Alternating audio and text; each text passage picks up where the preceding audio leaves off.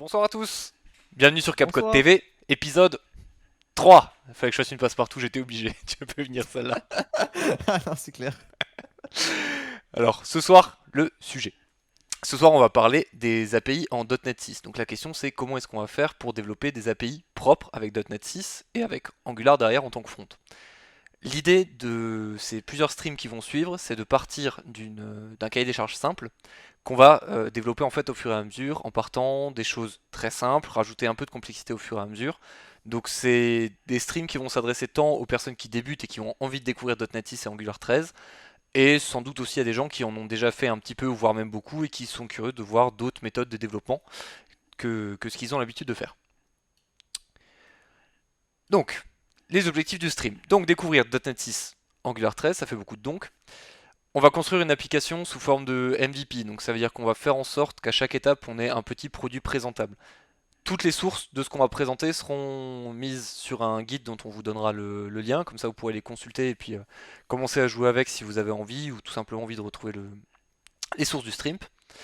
Et nous allons appliquer un principe qu'un grand philosophe de notre siècle a dit, joue simple. Pour ceux qui ont la référence, je pense notamment à nos amis belges, qui l'ont forcément. On va commencer par présenter notre cahier des charges. Marvin, est-ce que tu veux nous parler un peu du cahier des charges? On t'a pas beaucoup entendu, t'as une petite mine. Allez. Du coup, l'application qu'on va créer en fait ce soir et puis dans les autres prochains streams servira en fait de calendrier des événements de streaming. Ce qu'on va vouloir faire, c'est pouvoir avoir un site, voilà, où vous pourrez consulter en fait ce qu'on va faire comme stream plus tard.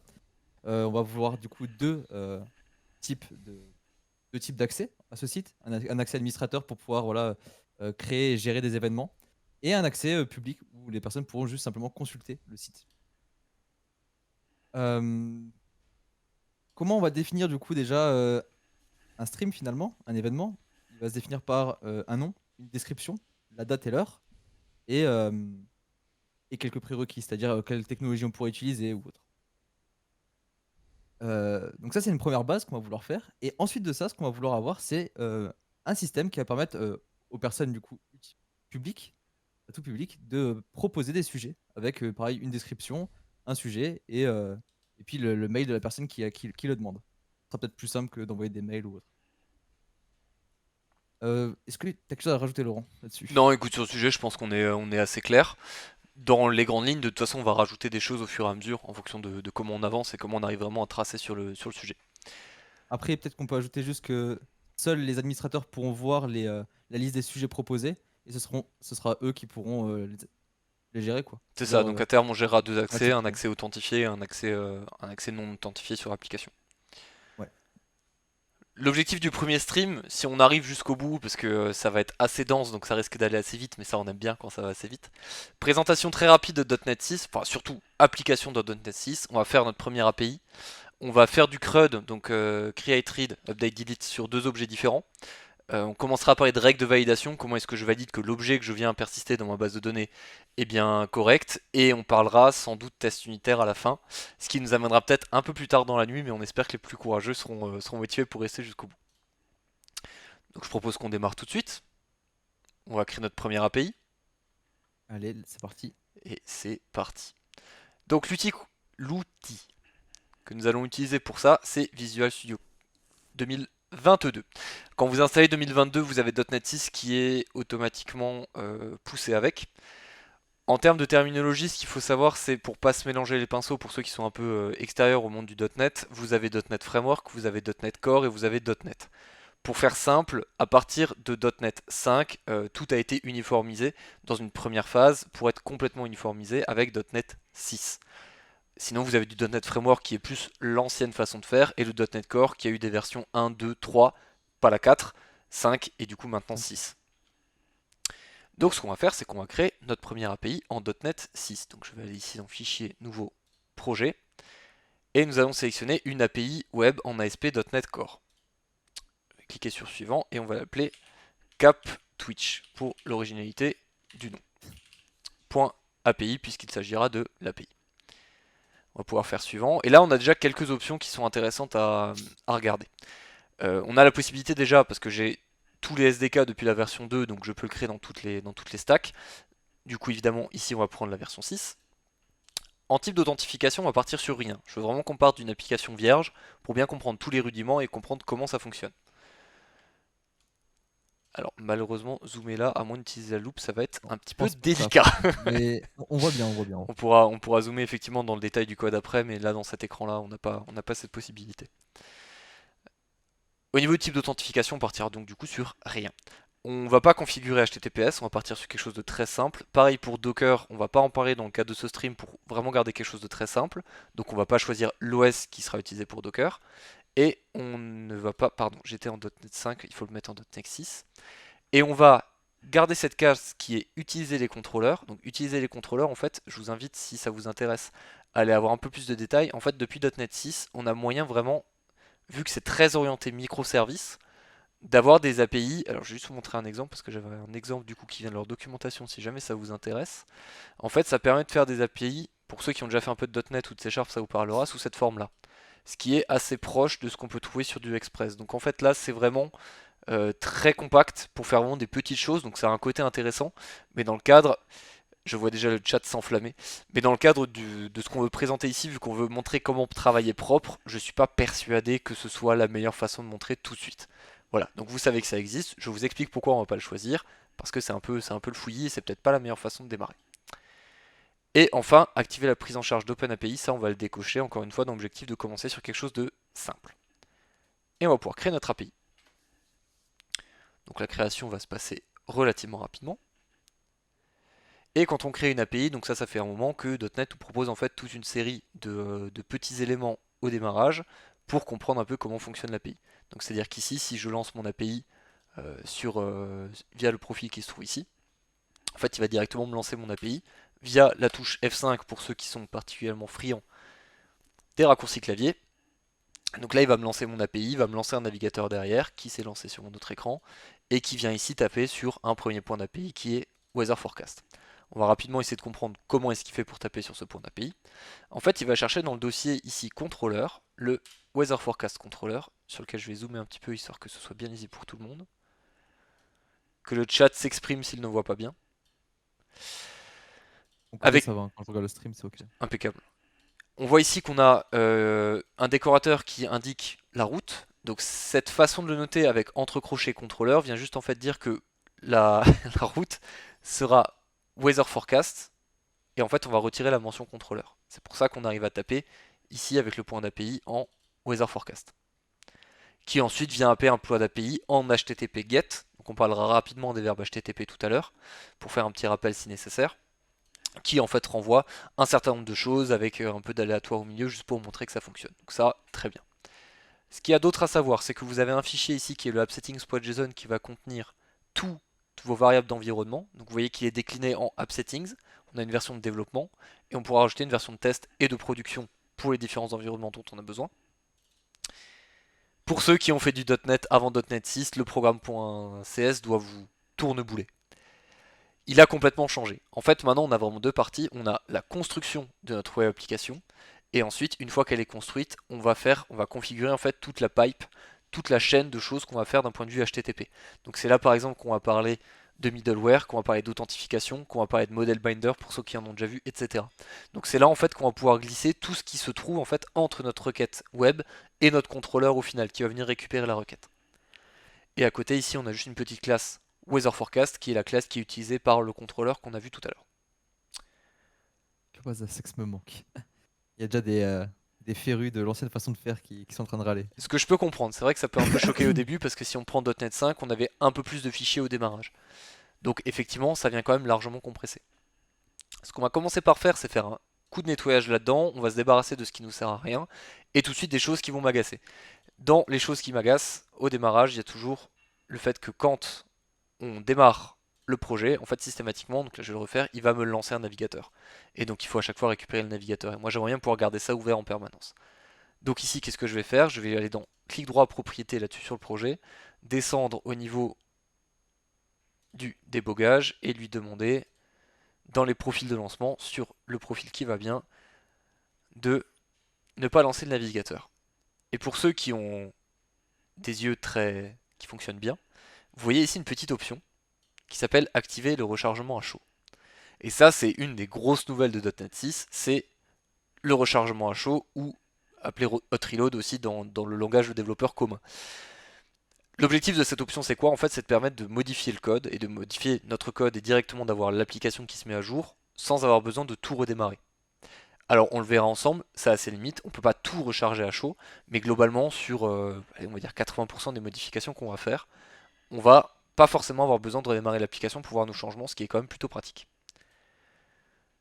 Ok, on va nettoyer tout ça, on va enlever les anciens contrôleurs, on va juste garder notre programme.cs et on va pouvoir commencer à écrire notre première fonctionnalité. Si on reprend le cahier des charges dont on a parlé tout à l'heure, donc on s'était dit, on va commencer par créer quoi? On va commencer par créer donc les événements qui vont constituer un stream. Donc pour représenter un stream, on va créer un objet. Donc je vais tout de suite créer une classe ici, qu'on va appeler stream event. Donc là je vais déjà juste y aller en vrac et mettre les idées dedans.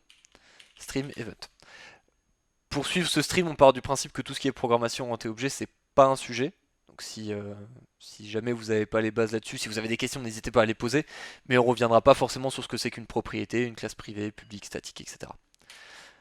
Donc, on a besoin de quoi comme propriété? Si je reprends le fil, on a besoin, Marvin, Déjà, pour le stream, on aura un nom.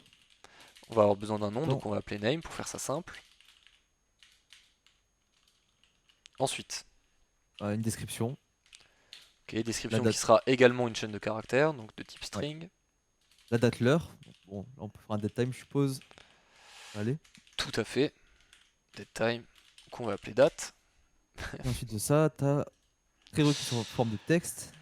Attends, on me force à utiliser prop tab tab. Voilà, Ah oui. voilà Bah, surtout comme que ça je l'ai utilisé. avec la nouvelle version de VS, il y a pas mal de d'intelligence en plus. C'est plutôt pas mal. C'est sympa. Effectivement, j'ai pas encore tout à fait pris le pli. Le pli, hein. Je Ouais, c'est demande pardon. compliqué des fois. Et ensuite de ça, les technos utilisés.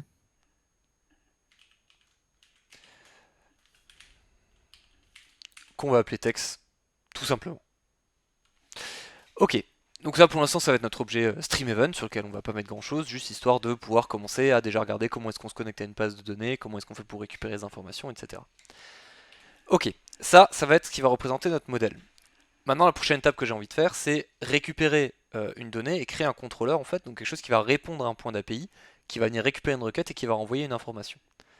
Donc pour faire ça je vais créer une classe qui va être un contrôleur, donc que je vais appeler stream event controller, qui va venir étendre de contrôleur base. Donc contrôleur base en fait c'est une classe qui vient fournir pas mal de méthodes comme particulièrement la manipulation du contexte HTTP. Donc ça c'est une classe qu'on hérite du framework.NET. On va venir le décorer avec l'attribut root pour dire comment est-ce que je fais pour taper sur les méthodes de mon contrôleur. Donc on va utiliser l'annotation avec contrôleur entre crochets. Et on va déclarer une première méthode qui va me renvoyer une string par exemple. On va l'appeler I, qu'on va décorer avec un HTTP GET. Donc pour faire très simple sur les verbes HTTP, pour ceux qui sont éventuellement pas complètement calés, les verbes HTTP c'est une façon, si vous voulez, d'aller chercher sur une requête, d'aller chercher sur un point d'API. En fait, ce HTTP GET ici, ce qu'il vient dire, c'est que je viens chercher une requête. Je viens chercher une ressource. Sinon, j'ai plusieurs autres façons de taper sur un point. Je peux faire du delete, du patch, du post, du put, et on reviendra en détail sur chacun de ces verbes HTTP au fur et à mesure du développement. Et on a déjà une question par rapport au fait de tout mettre dans le même fichier. Oui, alors pour le On moment crée on va pas. tout mettre dans le même fichier pour avoir tout sous les yeux pour les besoins du stream. Effectivement, il n'est pas recommandé d'avoir plusieurs classes dans le même fichier. Donc on les reséparera tout à l'heure. Mais là c'est pour avoir tout sous les yeux et qu'on puisse tout voir en une seule fois. Ça évite d'avoir plusieurs écrans en parallèle. J'ai pas osé.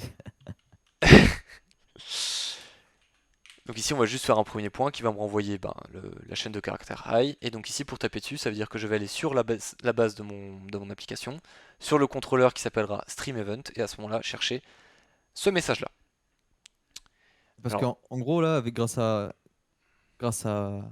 .NET, vu que tu as appelé ça Stream Event Controller, tu pourrais directement taper dessus avec slash API slash Stream Event, quoi. exactement.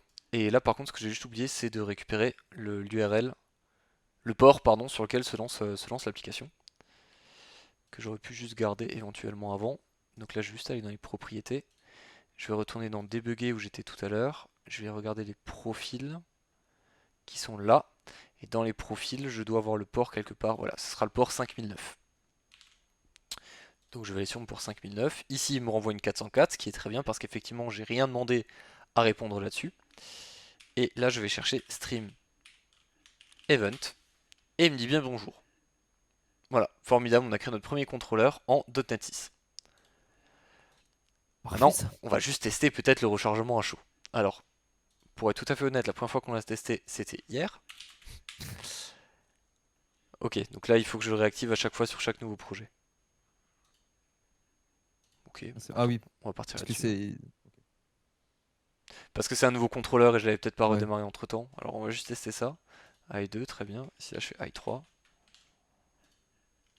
Voilà. Donc là on a bien vu le rechargement à chaud. J'ai pas eu besoin de redémarrer l'application.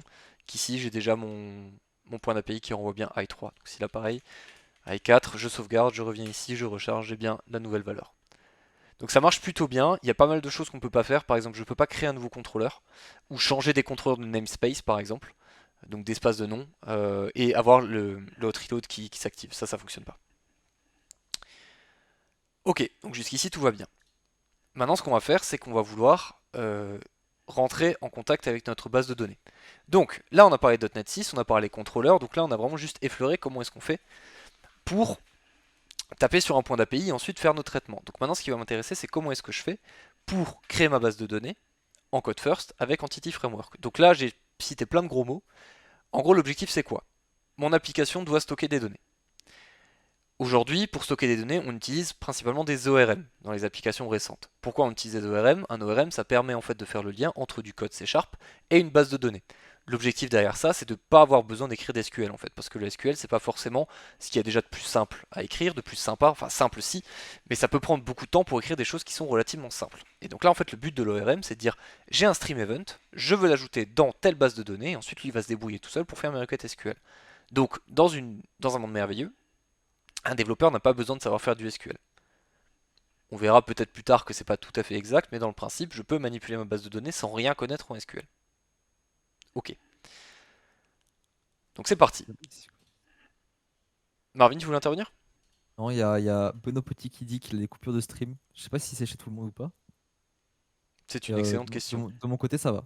Je suis depuis avant sur le stream et ça va. Avec quel genre de BDD ça fonctionne? Je peux faire du Mango ou du Cassandra. Alors, on va y venir tout à l'heure, on parlera de la notion de provider, je ne vais pas brûler les étapes non plus, mais dans le principe, un ORM peut en théorie se connecter avec toutes les bases de données. Là, on parle de relationnel, donc Cassandra, je suppose que c'est quelqu'un qui est amateur d'AWS qui pose la question. Mais Mongo, non. Alors peut-être, en tout cas j'ai jamais creusé, mais pour moi il n'y a pas de provider, en tout cas sur ce qu'on sert dans le modèle relationnel pour taper sur Mongo, puisque ce n'est pas une base de données relationnelle. Mais je suppose que ça doit exister. Donc on va tout de suite regarder ça. Alors ce qu'il faut savoir, c'est que si on veut utiliser Entity Framework, on va déjà avoir besoin d'installer un package Nugget. Donc pour ceux qui ne connaissent pas, un package Nugget, en gros c'est une librairie qu'on peut installer en complément, qui va nous offrir des fonctionnalités supplémentaires. Et donc là on va venir chercher une librairie qui s'appelle Microsoft. C'est un peu le NPM finalement pour le C Sharp, quoi. Oui, effectivement, c'est l'équivalent de NPM pour le C Sharp. Microsoft Entity Framework Core, et là on va chercher la version. Alors attention, si vous voulez pas vous planter, vous décochez la case ici, inclure la version préliminaire, et vous récupérez bien la dernière version stable qui est ici la 6.02, parce qu'ils ont déjà commencé à pousser la version 7 compatible avec .NET 7 qui est actuellement en. Je sais même pas si c'est une release candidate déjà. Non, je crois pas. Non. Mais en tout Pas cas le doute. elle est en preview. Donc on va installer ce petit paquet qui vient nous fournir une classe, Ouais, c'est une preview. c'est une preview. Une classe en fait qui va représenter notre contexte. Donc pour déclarer notre contexte, donc si vous voulez le contexte c'est dans tous mes objets que j'ai dans ma classe, qu'est-ce que je vais vouloir mettre dans ma base de données. Donc ici on va créer un contexte qu'on va appeler capTwitch dbContext qui vient étendre de la classe dbContext proposée par Microsoft Entity Framework Core. Très bien. Et là-dedans, je vais devoir lui dire voilà quels sont les objets que je veux représenter dans ma base de données.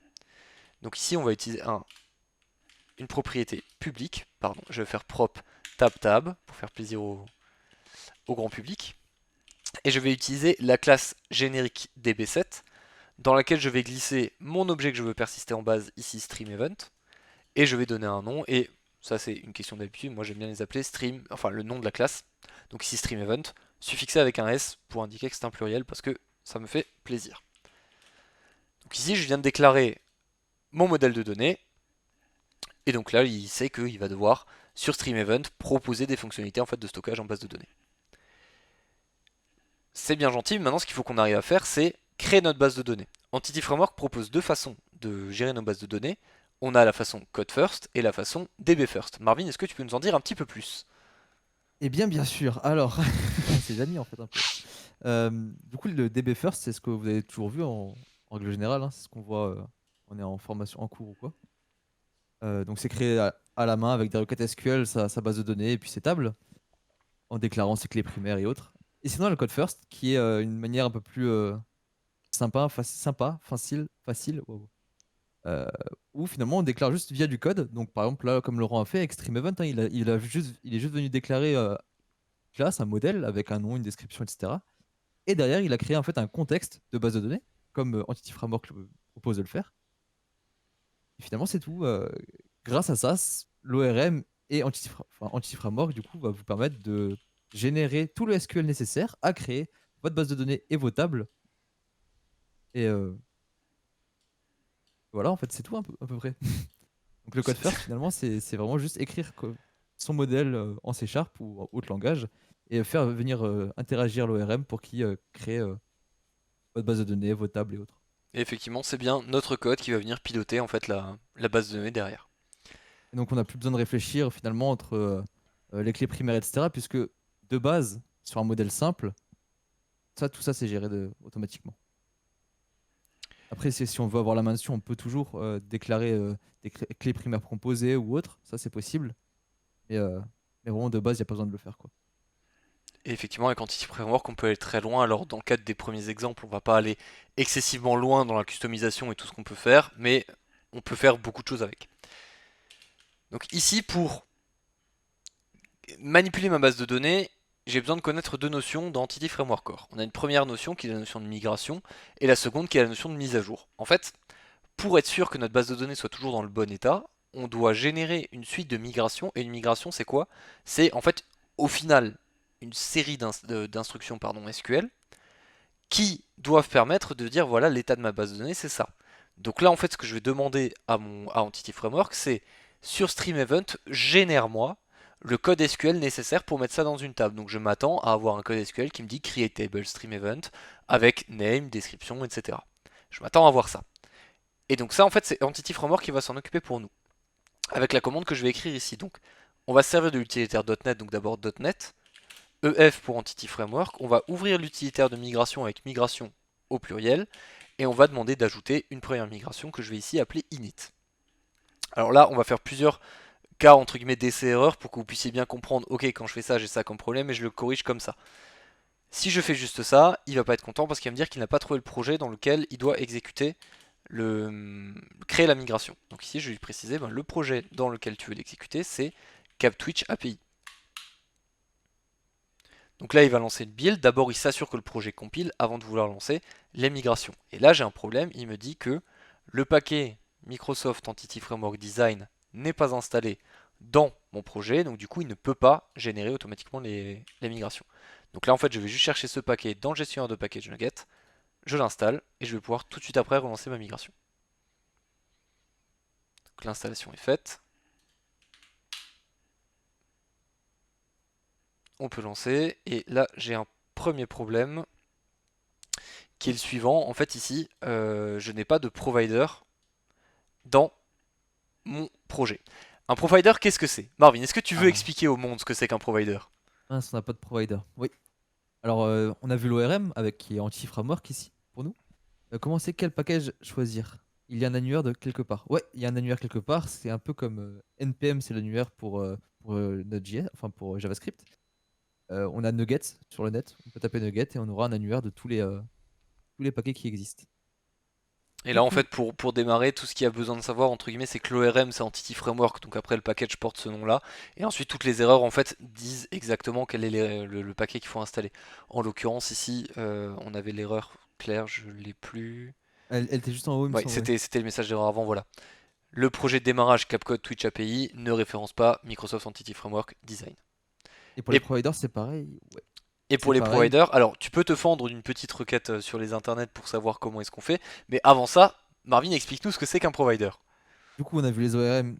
Voilà, on a vu les ORM avec Entity Framework Core pour nous en C# avec .NET Core. C'est cool, ça nous permet en fait d'interagir avec la base de données. Ça nous permet de transformer finalement du code C# en AP finalement pour la base de données. Je sais pas vraiment comment expliquer mieux que ça. Soit, et les providers derrière, ça va nous permettre de transcrire le code C# en code SQL ou en code, peu importe quoi, en code qui permet d'être interprété dans une base MariaDB, MySQL, Oracle, SQL Server, peu importe. Donc vraiment, le provider, il va vous permettre de transformer votre code C# généré par l'ORM en code adéquat pour la base de données vers laquelle vous voulez, avec laquelle vous voulez interagir. Et donc là, ce qu'on veut faire, c'est manipuler une base de données MySQL, MariaDB. Donc les providers sont des providers sur MySQL, donc on va pas faire un gros passage sur la base de données, mais en gros, MySQL a existé, existe toujours, et à un moment il y a eu un fork qui a été fait qui s'appelle MariaDB. Donc globalement, on va partir du principe que MariaDB, en fait c'est gratuit par rapport à MySQL, et que globalement c'est la même chose. Donc le provider MySQL marche pour MariaDB. Il y a des petites subtilités, mais on partira du principe que, parce que dans notre exemple ça fonctionnera très bien comme ça. Donc ici, on va installer un provider qui va être le provider pour MySQL. Alors on peut très bien le chercher sur internet, mais comme on le connaît, on va le chercher directement. Donc là en fait, le provider est fourni par Pomelo, Entity Framework Core, MySQL. Donc ça c'est notre provider, donc c'est bien la couche qui va faire le lien entre notre ORM et ça va être le traducteur qui va générer les requêtes SQL en fait au final. Donc on va installer ce provider. Ça rame un petit peu, c'est bon. Ok, donc ça c'est bon. Maintenant, je suppose que j'ai la même erreur parce qu'il faut encore que je configure ma base de données. C'est-à-dire qu'au niveau de mon projet, j'ai à aucun moment indiqué comment est-ce que je vais faire pour me connecter à ma base de données. Et donc Il ça nous le va se dit. passer dans le programme. Oui, Marvin? Il nous le dit, la a provider can be configured by overriding DB context on configuring. Ce qu'on va faire, je suppose. C'est ce qu'on va faire, tu supposes très bien. En fait, ici, quand on va avoir besoin d'utiliser le DB contexte, on va avoir besoin de dire à notre application, quand on a besoin d'un certain DB contexte, voilà comment tu vas le chercher. Donc pour rappel, notre DB contexte, c'est la classe qu'on avait ici tout à l'heure, donc c'est le CapTwitch DB contexte. Il va falloir qu'on dise à notre application comment s'en servir. Alors là, pour l'instant, si on règle les erreurs une par une, il faut déjà qu'on ait, il faut surcharger soit la méthode dbcontext.onConfiguring, soit utiliser la méthode addbcontext. Et on va partir sur l'autre option. Donc là, ce qu'on va faire, c'est qu'on va partir sur notre programme. Alors, on reviendra un peu plus tard parce que ça, c'est des notions un peu plus complexes entre guillemets d'injection de dépendance. Mais en gros, c'est comprendre comment est-ce qu'on crée déjà le lien sur notre base de données. On reviendra dessus un peu plus tard. Donc on va aller dans les services et là on va utiliser une méthode qui add dbContextPool qui va nous permettre d'ajouter une connexion à une base de données sous forme de connection pool. On va donner le type de notre contexte. Donc notre type de contexte c'est captwitch pardon, dbContext. Et là-dedans on va lui passer une fonction sur laquelle on va appeler une fonction qui vient cette fois-ci de notre provider qui s'appelle useMySQL qui va attendre en entrée ici notre chaîne de connexion. Et là, vous me demandez, qu'est-ce que c'est qu'une chaîne de connexion? Une chaîne de connexion, en fait, c'est une chaîne de caractères qui va représenter comment est-ce que je fais pour me connecter à une base de données. Si jamais vous n'êtes pas à l'aise avec ça, vous avez un site sur les internets qui est Connection Strings, qui vous répertorie, en fait, si vous allez dessus, à peu près tous les formats de chaînes de connexion différents qui existent. Là, ce qui va nous intéresser, c'est celle pour MySQL. Donc, je vais aller dans MySQL, et le format, ça va être globalement ça. Donc, je vais tout simplement prendre cette chaîne-là, et changer les valeurs qui m'intéressent. Ici, je vais vouloir taper, donc le serveur, ça va être ici localhost, parce que je veux taper en local. Le port, chez moi c'est 3307, alors que le port standard c'est 3306. La database, on va l'appeler CapTwitch. Et au niveau du nom d'utilisateur et du mot de passe, on va faire quelque chose de très sécure, on va mettre exactement la même chose. Donc comme c'est une base locale, j'ai pas beaucoup de risques. Et ensuite dans le useMySQL, on va utiliser dans un premier temps notre chaîne de connexion et en deuxième paramètre, il attend la version du serveur. Et la version du serveur ici, on a une méthode statique qui s'appelle serverversion.autodetect dans laquelle on repasse la chaîne de connexion. Et maintenant, je vais donner le lien sur ma base de données.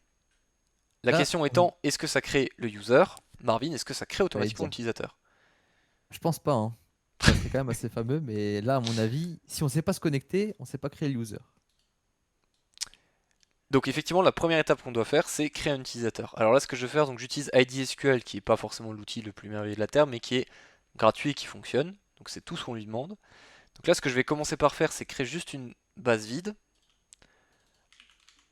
qui va s'appeler CapTwitch. Et Et ça crée pas ça crée pas la DB automatiquement? alors si, il sait créer la base automatiquement, mais de base, je veux créer un utilisateur qui a les droits que sur cette table. Donc pour lui donner cette base. Donc si je veux lui donner accès à la base, il faut qu'elle existe avant. Par contre, après, une fois que j'ai créé mon utilisateur, il aura de toute façon les droits dessus, hein. Donc là, je vais créer un nouvel utilisateur, et je crois que j'en avais déjà créé un, qui s'appelle CapTwitch. Donc je vais juste le changer. Fermer ça. Oui. Ah, voilà, ITSQL, l'exemple dont on parlait tout à l'heure, Ah ça marche. À peu près. tous les jours, tous les jours. Tous les jours. Donc ici on a un CapTwitch, donc en arrobase, on va lui dire, on va lui mettre deux fois le mot de passe et il a accès à la base de données CapTwitch, ce qui est tout ce qu'on lui demande et c'est parfait. Donc là j'ai créé un utilisateur, donc CapTwitch, qui a accès sur une seule base et donc du coup maintenant il a complètement le droit de la manipuler. C'est important que votre utilisateur que vous mettez là-dedans ait tous les droits sur la base parce qu'il va avoir besoin de faire de la modification, du requêtage, etc. Donc il ne faut pas avoir forcément un utilisateur trop bridé pardon, dessus.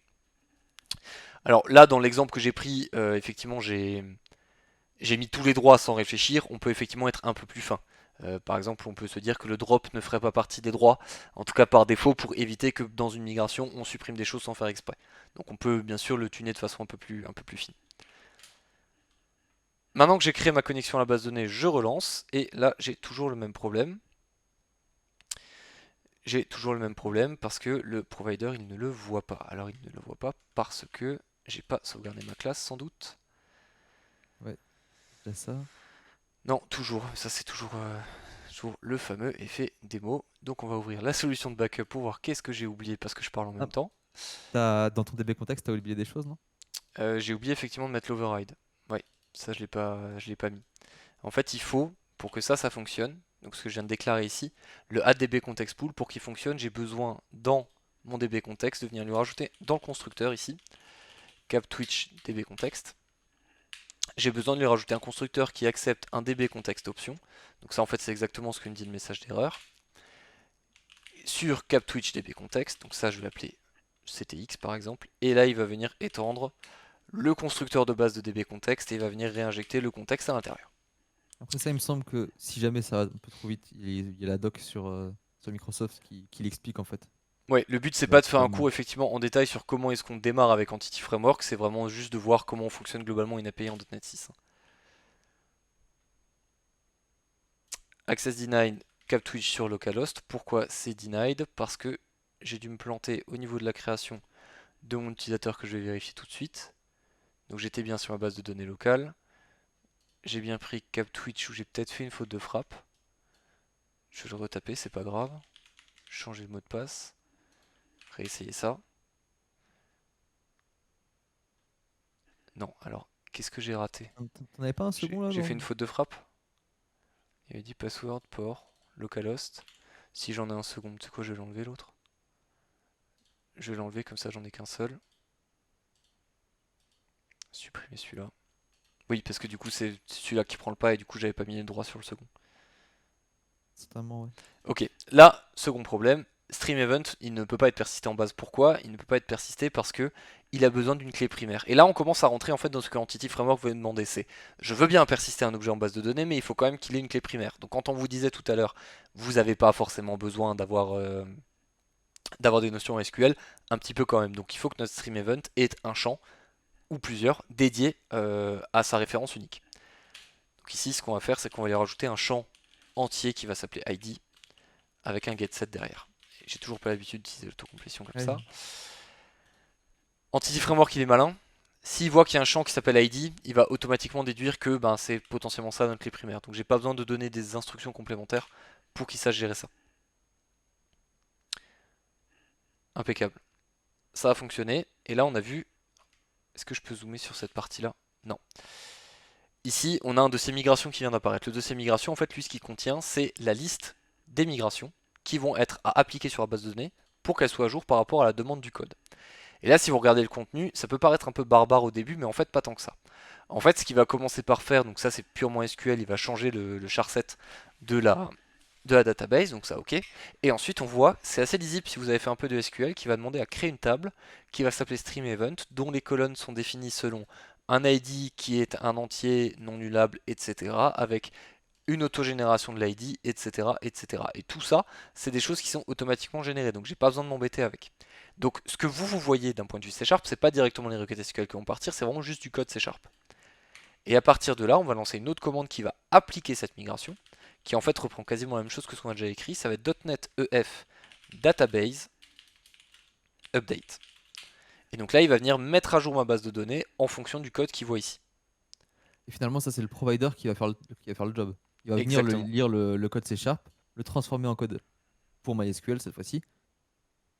Et là, normalement, on le voit, le code MySQL. Ouais, le code SQL, voilà. Ouais, et là, on voit le code SQL effectivement qu'il a balancé derrière. Et on voit qu'il a créé une table qui est EF Migration History. Alors à quoi elle sert cette table, Marvin? Ouf. Est-ce que ce serait pas l'historique de toutes les migrations qu'on aurait créées avec Entity Framework, selon le nom? Attends, je suis pas aussi rapide que ça. Mince. Effectivement, on voit qu'on a deux tables, dont EF Migration History, qui ici, en fait, On tient déjà une ligne en plus. contient une ligne.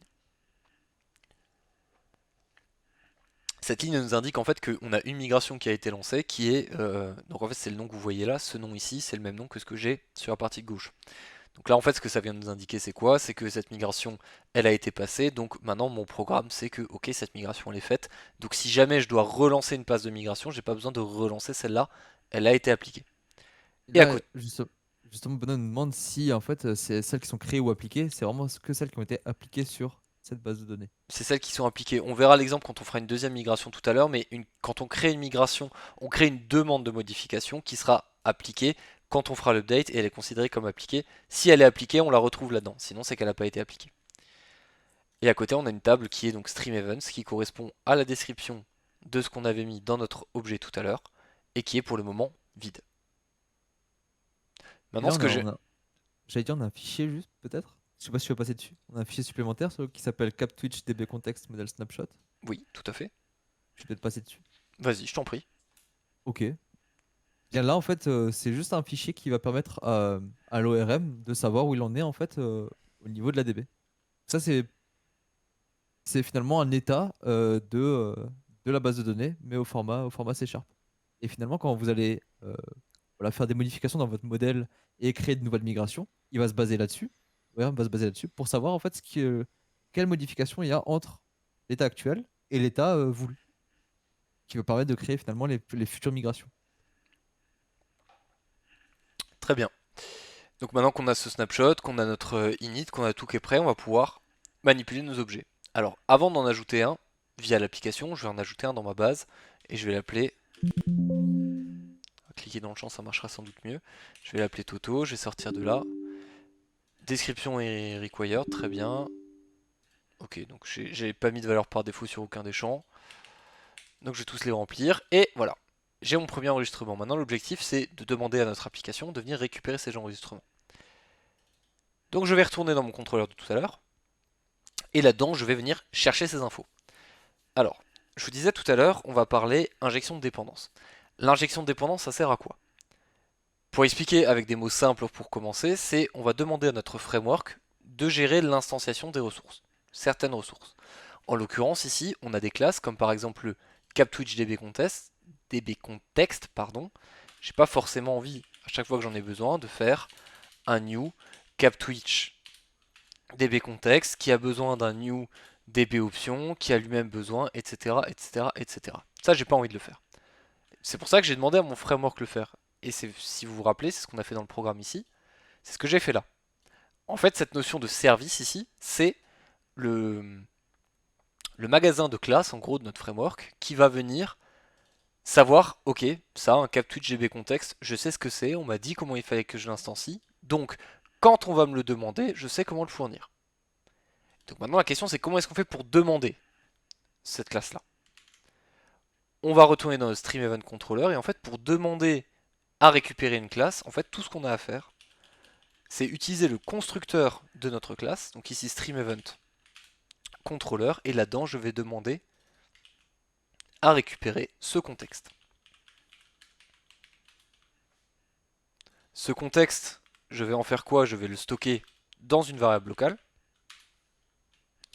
qui sera une private cap_tweet_gb_context ctx, où je vais venir le stocker à l'intérieur. Donc comme ça, je peux en bénéficier partout dans mon contrôleur. Et là, je vais me débarrasser de ce point-là qui ne m'intéresse plus. Je vais créer une méthode qui va s'appeler all et qui en fait va me renvoyer toutes les lignes de ma base. Donc sur la racine directement de stream event. Pour ce faire, je vais utiliser le contexte et sur le contexte, j'ai plein de méthodes disponibles. Et là, j'en vois une qui m'intéresse particulièrement, c'est stream events. Stream events qui est une propriété qui représente le DB7 qu'on a déclaré tout à l'heure, ici. Donc je vais me positionner sur ce DB7 et voir ce que j'ai comme méthode. Pour ceux qui ont déjà fait du C# ou du Java ou à peu près aujourd'hui n'importe quel langage, on a une librairie qui s'appelle LinkQ qui en fait permet de manipuler des connexions. Et en fait vous allez manipuler ce DB7 comme si c'était une collection de tout et n'importe quoi. On a une méthode d'extension qui s'appelle where qui permet du coup de faire un filtre dessus sur lequel on fera des choses un peu plus tard. Mais là ce qui va m'intéresser comme notion c'est le toList. Et en fait le toList ça va venir faire quoi? Ça va venir énumérer en quelque sorte ma base de données, donc ça revient à faire un select étoile et à renvoyer le résultat dans ma vue. Alors là le compilateur ne passe pas puisque ici on m'indique que c'est une string et ça va m'envoyer une liste de stream event et donc ici je vais changer le type de retour de ma méthode et dire que c'est une liste de stream event. Donc là si ça fonctionne, j'ai juste à relancer mon code que j'avais coupé entre temps, à retourner dans mon navigateur, à aller chercher sur racine de stream event et ici à voir que j'ai bien récupéré le contenu de ma base. Donc voilà comment on a fait pour récupérer le contenu d'une base de données simplement et de directement l'afficher dans une vue. Pour les prochains tests, on va passer plus sur un navigateur pour tester les points, parce qu'un navigateur ça permet de faire des requêtes get. On va avoir besoin d'un postman. Alors postman, pour ceux qui ne connaissent pas, c'est un utilitaire qui permet de faire des requêtes. Donc là j'ai créé quelques requêtes ici en prévision. Donc là on sera sur le port 5009. Donc ici si je lance la requête sur le port 5009, vous voyez qu'en plus ça me l'affiche de façon un peu plus jolie que dans un navigateur, donc c'est assez pratique. Formidable. Si le chat n'y voit pas d'inconvénient, nous allons pouvoir passer à la création. Comment est-ce qu'on fait pour créer un objet? Marvin, quel est le point d'entrée dans une API pour rajouter un objet pour créer une ressource? Avant, on a parlé du coup des verbes HTTP. On a utilisé le verbe get, qui est pour demander quelque chose, recevoir quelque chose. On a aussi l'autre verbe qui s'appelle post, finalement, pour envoyer une ressource. Et bien sûr, récupérer une réponse en retour. Je pense qu'avec le post, on devrait pouvoir envoyer un objet qui représenterait un stream event, potentiellement. Ce que je propose de faire, c'est éventuellement commencer par écrire la requête dans un premier temps. Ouais, ça sera bien, je pense. Ici, ce qu'on va pouvoir faire, c'est utiliser du coup la requête. On va taper sur la racine de notre point. On va taper en mode post. Et le contenu de notre requête, on va juste mettre un name qui s'appellera mon second stream. Qu'est-ce qu'on s'attend à voir quand on va lancer cette requête-là? Marvin, question piège. Alors, j'ai malheureusement pas écouté, j'allais faire j'ai Ah, pensé à autre la chose là. déception. Ah mince, vas-y, tu peux reposer la question s'il te plaît? Qu'est-ce qui va se passer quand on va essayer de faire un post sur cette ressource-là? Eh bien, si je regarde l'état de mon code, je crois qu'il n'y a pas il y a pas de endpoint, de point d'entrée sur notre contrôleur qui accepte la méthode post. Et donc C'est ça ici, ou je me alors trompe? oui et non, parce qu'en fait on a un point qui répond sur cette URL, qui est Ah, en je l'ai get, pas vu. et là ce qui me dit bien c'est que la méthode n'est pas autorisée. C'est-à-dire qu'en fait il connaît ce point, il sait qu'il existe, mais la méthode pour taper dessus n'est pas la bonne. Ok. Donc là il va effectivement falloir qu'on rajoute un nouveau point d'API. Et Quand ma tu parles de question... méthode, tu parles de verbe HTTP, on est d'accord. Post, Exactement, get, etc. exactement. Et donc ici ma question c'est comment est-ce que je vais faire pour récupérer aussi ce contenu-là, pour le transformer en stream event et le mettre dans ma base de données. Et c'est là qu'en fait on voit que le framework est quand même plutôt bien fait. Parce que je vais créer un HTTP post, pour dire ici je viens de déposer une ressource. Je vais lui demander de me renvoyer, au final, de me renvoyer un stream event, comme ça on verra bien le résultat.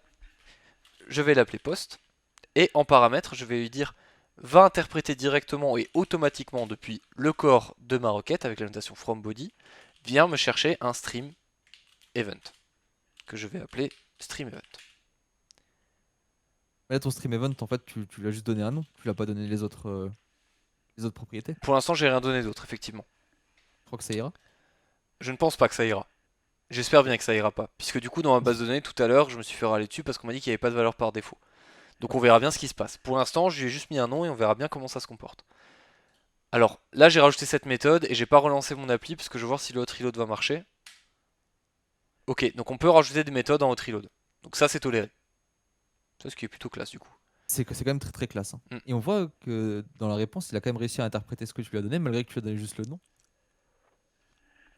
Effectivement on voit qu'il a bien réussi à comprendre mon second stream. Là si je le change, que je lance la requête, en fait tout ce qu'il fait c'est qu'il va lire le contenu pour l'interpréter en stream event et quand il le renvoie, quand il va le renvoyer en fait il va le renvoyer comme s'il avait toutes ces propriétés là, donc c'est pour ça que dans le retour j'ai plus d'informations que ce que j'avais dans le payload de base. Ok. Maintenant cet objet pour l'instant il n'est pas en base, hein, je peux aller vérifier, si je vais ici j'ai rien ajouté, et si je vais taper sur mon écran de liste de tout à l'heure, ici j'ai toujours qu'un seul objet dans ma base. Très bien, donc ici qu'est-ce qu'on va faire? On va persister l'objet. Pour persister l'objet, alors je vais enlever tout ce qui sert plus à rien. Donc j'ai juste besoin de stream event. Après on pourra faire le tri dans les fichiers aussi. Et donc là pour ajouter un objet, qu'est-ce qu'il faut faire? Pareil, on va de nouveau taper sur notre contexte, on va chercher des stream events, et sur stream events, j'ai toute une liste de méthodes. Et si maintenant j'avais envie d'ajouter un objet quelque part, comment est-ce que je nommerais la méthode si c'était bien fait? Quelque chose genre soit post, soit add finalement. Alors post, pas du tout. Add, Ah, rien qui... très bien. Add attend en entrée, on le voit ici un stream event. Donc qu'est-ce que je vais faire? Je vais lui passer directement un stream event.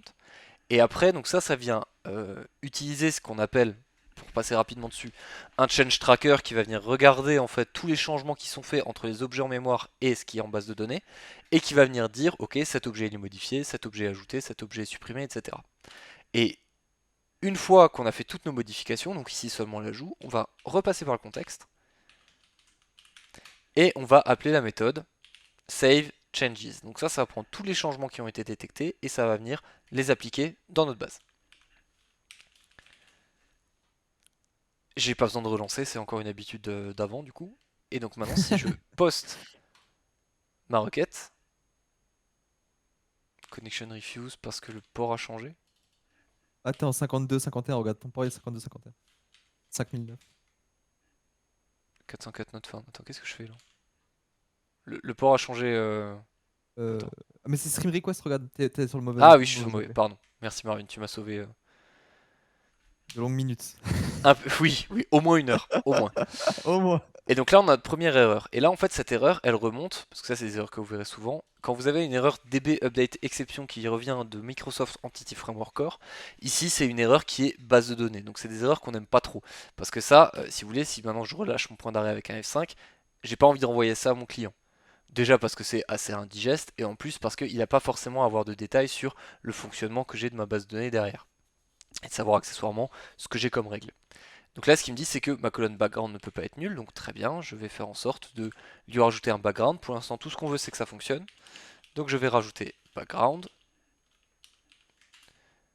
Et là, je vais encore avoir le même problème sur description, donc je vais faire la même chose sur description, etc., etc., jusqu'à ce que mon objet passe. Donc il va manquer description. Il va manquer aussi, normalement, date.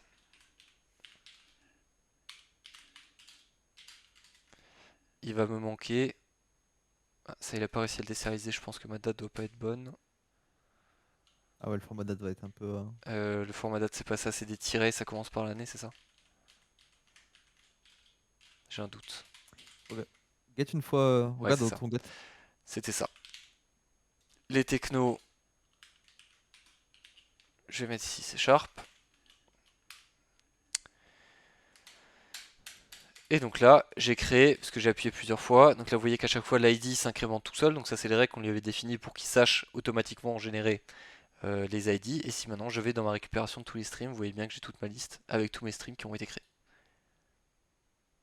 Ok? Super.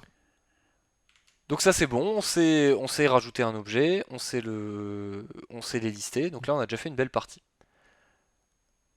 Avant de passer à la suite, sur les autres méthodes, parce que maintenant ce qui va nous manquer c'est les méthodes de mise à jour et les méthodes de suppression. On va parler un peu nettoyage de l'appli. Donc là pour l'instant on est d'accord, on a tout balancé dans le même fichier, ce qui n'est pas bon. Alors, pour faire simple, en C#, on le disait en introduction, et dans beaucoup d'autres langages d'ailleurs, on ne met pas plusieurs classes dans le même fichier. Donc c'est pour ça qu'on a. Donc là, j'ai un utilitaire qui s'appelle ReSharper. Si jamais vous voulez le télécharger, ça vous aidera beaucoup sur gagner du temps, notamment dans le refactoring. En fait, ici, j'ai une petite option qui me propose de déplacer en gros tous mes fichiers dans toutes mes classes, pardon, dans le fichier qui porte le même nom. Donc en activant cette option, en fait, j'ai tout qui va se mettre au bon endroit, et au moins je vais avoir une classe par fichier. Et ensuite, on va les répartir dans les bons dossiers. Dans mon dossier contrôleur, je veux garder que ce qui concerne les contrôleurs. Donc je vais créer un autre dossier à côté. Et je vais vous montrer comment on le fait avec ReSharper. Avec ReSharper, en fait, je peux dire mon stream event, en fait, je vais mettre dans un dossier que je vais appeler modèle, par exemple. Et là, il me le souligne en bleu. Et il me propose plusieurs options, dont celle de créer un nouveau dossier. Et donc, en fait, il va me créer automatiquement le nouveau dossier. Je vais faire pareil avec CapTwitch Context. Sur modèle également. Qui va me proposer de le déplacer. Donc j'ai un dossier avec mes migrations, un dossier avec mon modèle, un dossier avec mes contrôleurs. Donc ça me va bien parce que j'ai déjà plus scindé ce qu'on a fait. Il y a des choses qui sont introuvables parce que les imports n'ont pas été faits automatiquement, ça c'est pas très grave, on va les faire. Là, Alt Enter, du coup. Alt Enter qui Ouais. refuse catégoriquement. Ah ouais. Ouais, Ici, oui. Ça marchait sur ici l'autre. ça lui plaît pas. Dans le snapshot, ok, super. Peut-être faire le second. Regarde Marrant ça. sur les hints, t'as le second qui marcherait, je Ouais, pense. ils sont tous au même endroit. Ok, super. C'est dans le. Non, c'est dans le designer. Pourtant le designer t'as l'init qui est là. Oui, oui, oui, oui, oui. Ok, je vois. Alors attends, je vais juste essayer de mettre la référence à la main, voir si ça a son problème. Je sais pas pourquoi ReSharper bloque là-dessus là. Je vais faire un using comme ça. Voilà. Il me reste une erreur ici.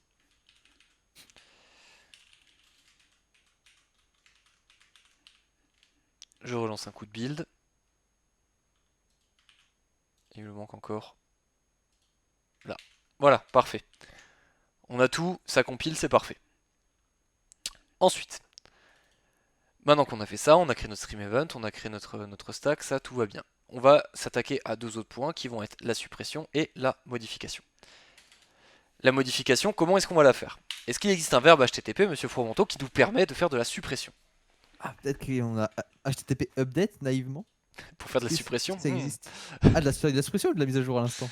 on La peut, mise à alors on jour fait la là? mise à jour en premier, j'ai pas de Alors blocage. moi je préférerais faire la suppression, c'est plus simple. On fait la suppression, on voit la mise à jour ensuite. Ça marche. Donc la Ok. suppression, est-ce qu'on n'aurait pas un verbe HTTP qui nous permettrait de faire ça? Bah, du coup, on a qu'à aller voir dans Postman. Je pense qu'il va nous donner des petits tips. On a le delete. Tout à fait. Pensez à remove, delete, ça ira très bien, je pense. Et si on veut faire un point d'API un peu propre qui nous permet de supprimer une ressource, comment est-ce qu'on fait pour se positionner sur une suppression de ressources? Bah, du coup, là, on se positionne sur le contrôleur de stream event. Donc, on gère des stream events. Et si on veut lui dire, tu me supprimes tel stream event, bon, on va lui dire, delete-moi le stream event avec l'idée Intel. Parce que finalement, on cherche sur les idées. C'est ce qui les différencie tous. Ok. Et ça, d'un point de vue REST, comment est-ce qu'on le fait? Donc REST, c'est une convention d'utilisation en fait, des API, de comment est-ce qu'on nomme des API pardon, correctement. C'est stream event ici, c'est ma ressource, et pour cibler une ressource, je vais directement mettre son ID, son identifiant, dans l'URL. Ici, je vais lui demander de supprimer la ressource d'ID 5. Je lance cette requête, qu'est-ce que je m'attends à voir? Une belle erreur, normalement. Ou alors il y a une autre méthode qui existe, peut-être. Logiquement ici, je pense que je vais de nouveau avoir une erreur 405 puisqu'il va me dire non, parce que je n'ai rien qui répond à cette URL. Donc normalement ici j'aurai une 404.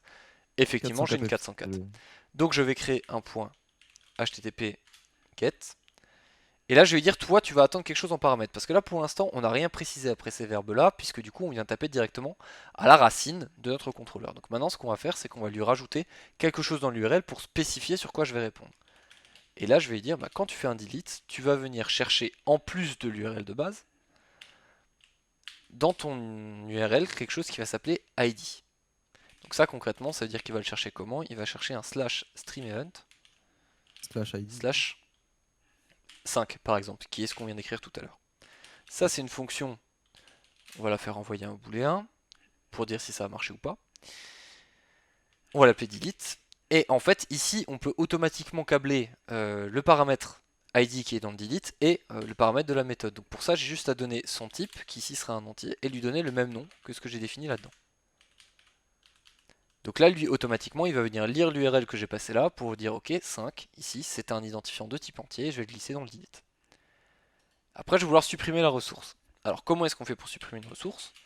Je vais me repositionner sur mon stream events et je vais regarder si j'ai une méthode delete. J'ai pas de méthode delete. Bon. Alors maintenant, Ça va. qu'est-ce que je fais? C'est un remove. Il est fort. Par contre, remove, il Oh, attend un stream entity. Donc qu'est-ce là, que il c'est va que ça? manquer quelque chose. Parce que je peux pas juste faire un remove avec l'ID. Donc ici, il faut que je sache récupérer une donnée. Comment est-ce que Ok. je vais faire pour récupérer une donnée?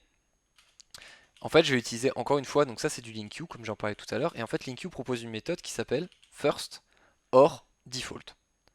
First or default, c'est quoi? C'est une fonction en fait qui va prendre en paramètre une fonction, en fait une fonction lambda si vous voulez, qui va à un stream event donné associer un booléen. Et ça s'écrit sous quelle forme? En fait, c'est une fonction comme ça, une fonction fléchée, hein. Je vais appeler ici stream event pour plus de clarté. Donc pour un stream event, ça c'est ma partie de gauche, et la partie de droite ça doit être un booléen. Donc ça va me dire oui ou non. Si c'est oui, ça va me renvoyer l'élément. Si c'est non, ça va pas me renvoyer l'élément. Donc ici, en fait, ce que je vais faire, c'est trouve-moi le stream event dont l'ID est égal à l'ID que j'ai passé en paramètre. Ce qui me renvoie du coup le stream event que je vais stocker dans une variable locale et que je vais supprimer ici. On n'oublie pas évidemment que tout ça c'est fait en mémoire tant que j'ai pas fait de save changes. Donc ici, je relance un save changes et je vais return par défaut ici true. Donc Je là, me demande ce que techniquement, c'est default. Default, finalement, c'est effectivement nul. Alors, c'est le alors cas par défaut. Soit tu nous trouves l'élément dans la liste de stream event qu'on demande, soit il va renvoyer nul. si Vous on avez fait quelque une chose à petite ajouter? passe là-dessus, parce que c'est vrai que c'est intéressant, on a plusieurs méthodes comme ça. On a le first or default et son pendant first. First, ça récupère le premier élément qui correspond à ma demande. S'il ne le trouve pas, ça me pète une erreur. First or default, c'est l'équivalent mais tolérant. C'est-à-dire que s'il trouve rien, il renvoie nul. On a aussi, si j'en oublie, n'hésitez pas parce que c'est les quatre principaux que je manipule, on a aussi le single. La différence avec le first, c'est que le first prend le premier élément qui correspond. Le single fait la même chose, mais si il y a plusieurs éléments qui correspondent à ma demande, ça me pète une erreur. Donc ce qui peut être intéressant par exemple quand je fais de la recherche par ID. Et que par exemple on a envie que ça pète quand je ne veux pas avoir plusieurs éléments qui correspondent à cette recherche là. Donc il y a le single, le first, et il me semble qu'il y en a un autre, mais je ne m'en sers jamais. Donc je ne vais pas pouvoir en parler maintenant. Peut-être. Fine, non? Ça va. Find c'est autre chose. Find ne fonctionne pas du coup Ok, avec une lambda. Donc je voulais pas en parler tout de suite. Tu m'as un peu coupé ok. l'herbe sous le pied. Mais c'est pas grave. Mince, On fera le excuse-moi. find pour le get tout à l'heure. Donc ici j'en étais au first or default. Après je peux très bien utiliser un single or default puisque du coup je suis pas censé en avoir plusieurs. Et je vais même mettre single parce que je pars du principe que si on veut le supprimer, bah je veux le supprimer et que si j'en ai pas ça pète. Alors est-ce qu'on peut récupérer un objet optionnel comme en Java ou que l'on a l'opérateur point interrogation en C Sharp? Alors le optional c'est sur les streams où c'est un fonctionnement qui est différent. Qui est pas forcément comparable à comment ça marche. En fait, en Java, tu vas faire une stream avec un get qui est optionnel pour dire soit j'ai quelque chose, soit j'ai rien. Et en fait, là, si tu veux, c'est l'équivalent de ton or default que tu as ici, qui te dit est-ce que j'ai un objet ou est-ce que j'en ai pas. Donc le résultat est le même, mais la conception, si tu veux, n'est pas tout à fait la même. Et effectivement, il existe aussi le point d'interrogation en C Sharp qui permet de faire la propagation du nul pour éviter que ça pète. Ouais, Oui, c'est la c'est commande exactement qui fait ça, le c'est la travail. commande qui fait le travail, tu n'as pas besoin de chaîner autre chose derrière, en fait tout ça c'est packagé dedans. En fait globalement C Sharp c'est le Java mais en plus simple, hein. Donc globalement ce qui est compliqué en Java c'est simple en C Sharp. Je m'étais promis de pas faire ça, je suis désolé. C'est sûr. Ok, donc on va passer au delete. Donc le delete, je l'envoie sur la requête 5, on va voir ce qui se passe. Il m'envoie true, très bien. Qu'est-ce qui va se passer si je le fais une deuxième fois? Si vous avez bien écouté ce que j'ai dit juste avant, là ça va péter. Ça va péter pourquoi? Alors, le single, ok, le single n'a pas pété parce que j'ai pas plusieurs éléments, j'en ai aucun. Et là, je veux faire un remove sur rien. Et donc ça, c'est un problème. Parce qu'effectivement, essayer de remove une ressource qui n'existe pas, ça ne sert à rien. Donc ici, je vais juste faire en sorte que si le stream event est nul, alors je vais renvoyer faux.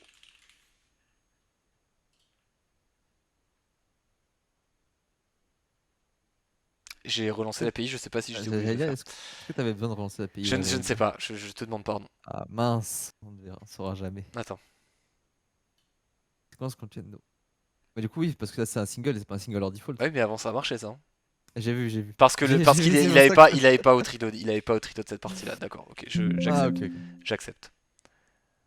Ok, faut que je m'habitue au trilodan. Et single hors default, du coup, il est tolérant là-dessus ou pas? Lui, il est tolérant. Ok, donc le C'est-à-dire, single, ouais, par mais il contre, va ça te renvoyer m'assure que j'en nul, ai hein. un. Donc il faut que j'en ai un. Si j'en ai pas un, il pète.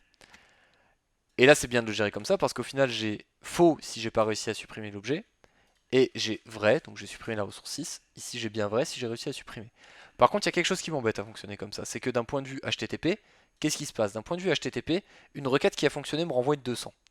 Et là, je suis pas d'accord avec le fait de me dire que renvoyer faux sur un code HTTP 200, c'est pas OK. Donc en fait, techniquement, quand on fait du web, on se sert des codes HTTP que vous connaissez. Les 200, ça veut dire que c'est un succès de manière générale. Les 400, c'est une erreur côté client. Donc c'est pour ça que vous connaissez sans doute la 404 qui vous dit not found. C'est vous qui cherchez une ressource qui n'existe pas. La 400 qui est une bad request, c'est la requête du client n'est pas bonne. Et à côté de ça, on a aussi toutes les erreurs 500. Et les erreurs 500, c'est côté serveur. Donc là maintenant ce que je veux faire c'est expliquer en fait à mon client que attends, ce que tu me demandes de supprimer comme ressource ici, tu ne peux pas. C'est une mauvaise demande ce que tu me fais. Donc je vais vouloir changer ce code HTTP. Alors dans certains langages c'est assez compliqué, il faut rentrer dans la request, changer le status code, etc. Ici, non. C'est pas comme ça que ça marche. En fait, pour l'instant la méthode je lui dis renvoie un booléen. Et en fait on a un type de retour qui est intéressant à utiliser en .NET, c'est le action result. Et le action result, c'est une classe en fait qui nous permet d'emballer notre contenu, ici booléen, dans une méthode. Et ça nous permet de modifier en fait le statut HTTP de notre request. Donc ici, je vais dire que c'est un action result de bool qui, alors là, vous voyez, c'est souligné en violet. Donc là, j'ai pas été prudent tout à l'heure. Là, comme c'est souligné en violet, en fait, ça veut dire que le hot reload ne fonctionnera pas sur le changement que je viens de faire. Donc là, je vais tout de suite couper l'API avant de me faire avoir. Et donc ici, en fait, je vais lui dire. Donc là, je vais utiliser les méthodes qui permettent de manipuler le code HTTP. Je vais faire un OK sur true. Donc je vais bien le dire. Ça, c'est bon, ça s'est bien passé. Donc ça correspond à renvoyer true dans mon retour et un status code 200. Et à côté de ça, je vais lui mettre que si ça n'a pas fonctionné, donc si je n'ai pas trouvé la requête, je vais envoyer une bad request. Éventuellement false à l'intérieur. Ce qui va faire qu'en fait mon code HTTP va changer. Et donc je vais bien comprendre que quand j'essaie de supprimer une ressource qui n'existe pas, c'est une erreur et c'est pas censé arriver. Donc là je vais refaire une suppression de 6 qui a été supprimée tout à l'heure. Et là j'ai bien une bad request, donc on voit bien que le code HTTP qui est envoyé ici c'est bien une 400. C'est important quand on fait du développement comme ça de bien manipuler les codes HTTP parce que de manière générale, on le verra quand on fera de l'Angular, tout ça c'est prévu en fait. C'est-à-dire que quand c'est de la 200, on part du principe que c'est ok. Quand c'est de la 400 ou de la 500, c'est pas ok. Donc l'idéal c'est de pas commencer à vouloir jouer à dire je mets des messages d'erreur bloquants dans des 200. Non, dans de la 200, on met des choses qui ont fonctionné. Les 400 et les 500, c'est pour dire là il y a quelque chose qui ne va pas. On va dire qu'aucune application n'est censée m'envoyer cette requête puisqu'elle n'a aucun sens. Donc là on comprend le fait de mettre un vrai code HTTP d'erreur. J'étais un peu long sur cette partie, j'espère que c'est C'est relativement clair. clair sur comment ça fonctionne. On peut introduire une autre partie assez rapidement, c'est comment est-ce qu'on fait un get simple. En fait, on l'a déjà écrit le get au final. Le get simple, ça va être quoi? Ça va être tout simplement un HTTP get. Ici, je vais le dire de la même façon, bah, prends-moi un ID. Avec les accolades et non pas les crochets. Prends-moi un ID. Renvoie-moi en face un stream event. La méthode, je vais l'appeler get. Et là, Marvin, on va pouvoir parler du find dont tu voulais parler tout à l'heure. Est-ce que tu peux nous parler du find, s'il te plaît, pendant que j'écris le reste de la méthode? Est-ce que je peux en parler? Non, pas vraiment. Pas Il me vraiment, semble que tu vraiment. peux... Il me semble que tu lui envoies pas cette fois-ci. une expression de fonction. Et on peut aller voir du coup dans l'IntelliSense ce qu'il nous propose. Alors, le find là, parameter object, find entity with a given primary key value. Donc en fait, finalement, on doit lui envoyer la clé primaire. Peu importe si c'est la clé primaire est une clé primaire composée, si c'est un int, euh, une string ou autre, ça fonctionnera. Donc là, si on lui dit find et notre idée, ça devrait marcher, non? Exactement. En fait, ici, il tolère une liste d'objets. C'est pour ça. Alors, c'est peut-être un peu petit. Je ne peux pas zoomer sur cette partie. C'est params object tableau. Donc, en fait, on peut mettre. Je peux dire que c'est 1, 2, 3, 4, 5, 6, etc. Si maintenant j'avais des clés composées à 5 valeurs, par exemple.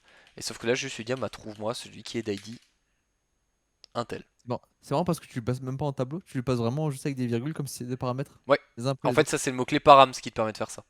Ok. Qui permet, au lieu de déclarer un tableau, de déclarer X paramètres qui vont être ensuite consolidés comme un tableau dans ta Dans le méthode.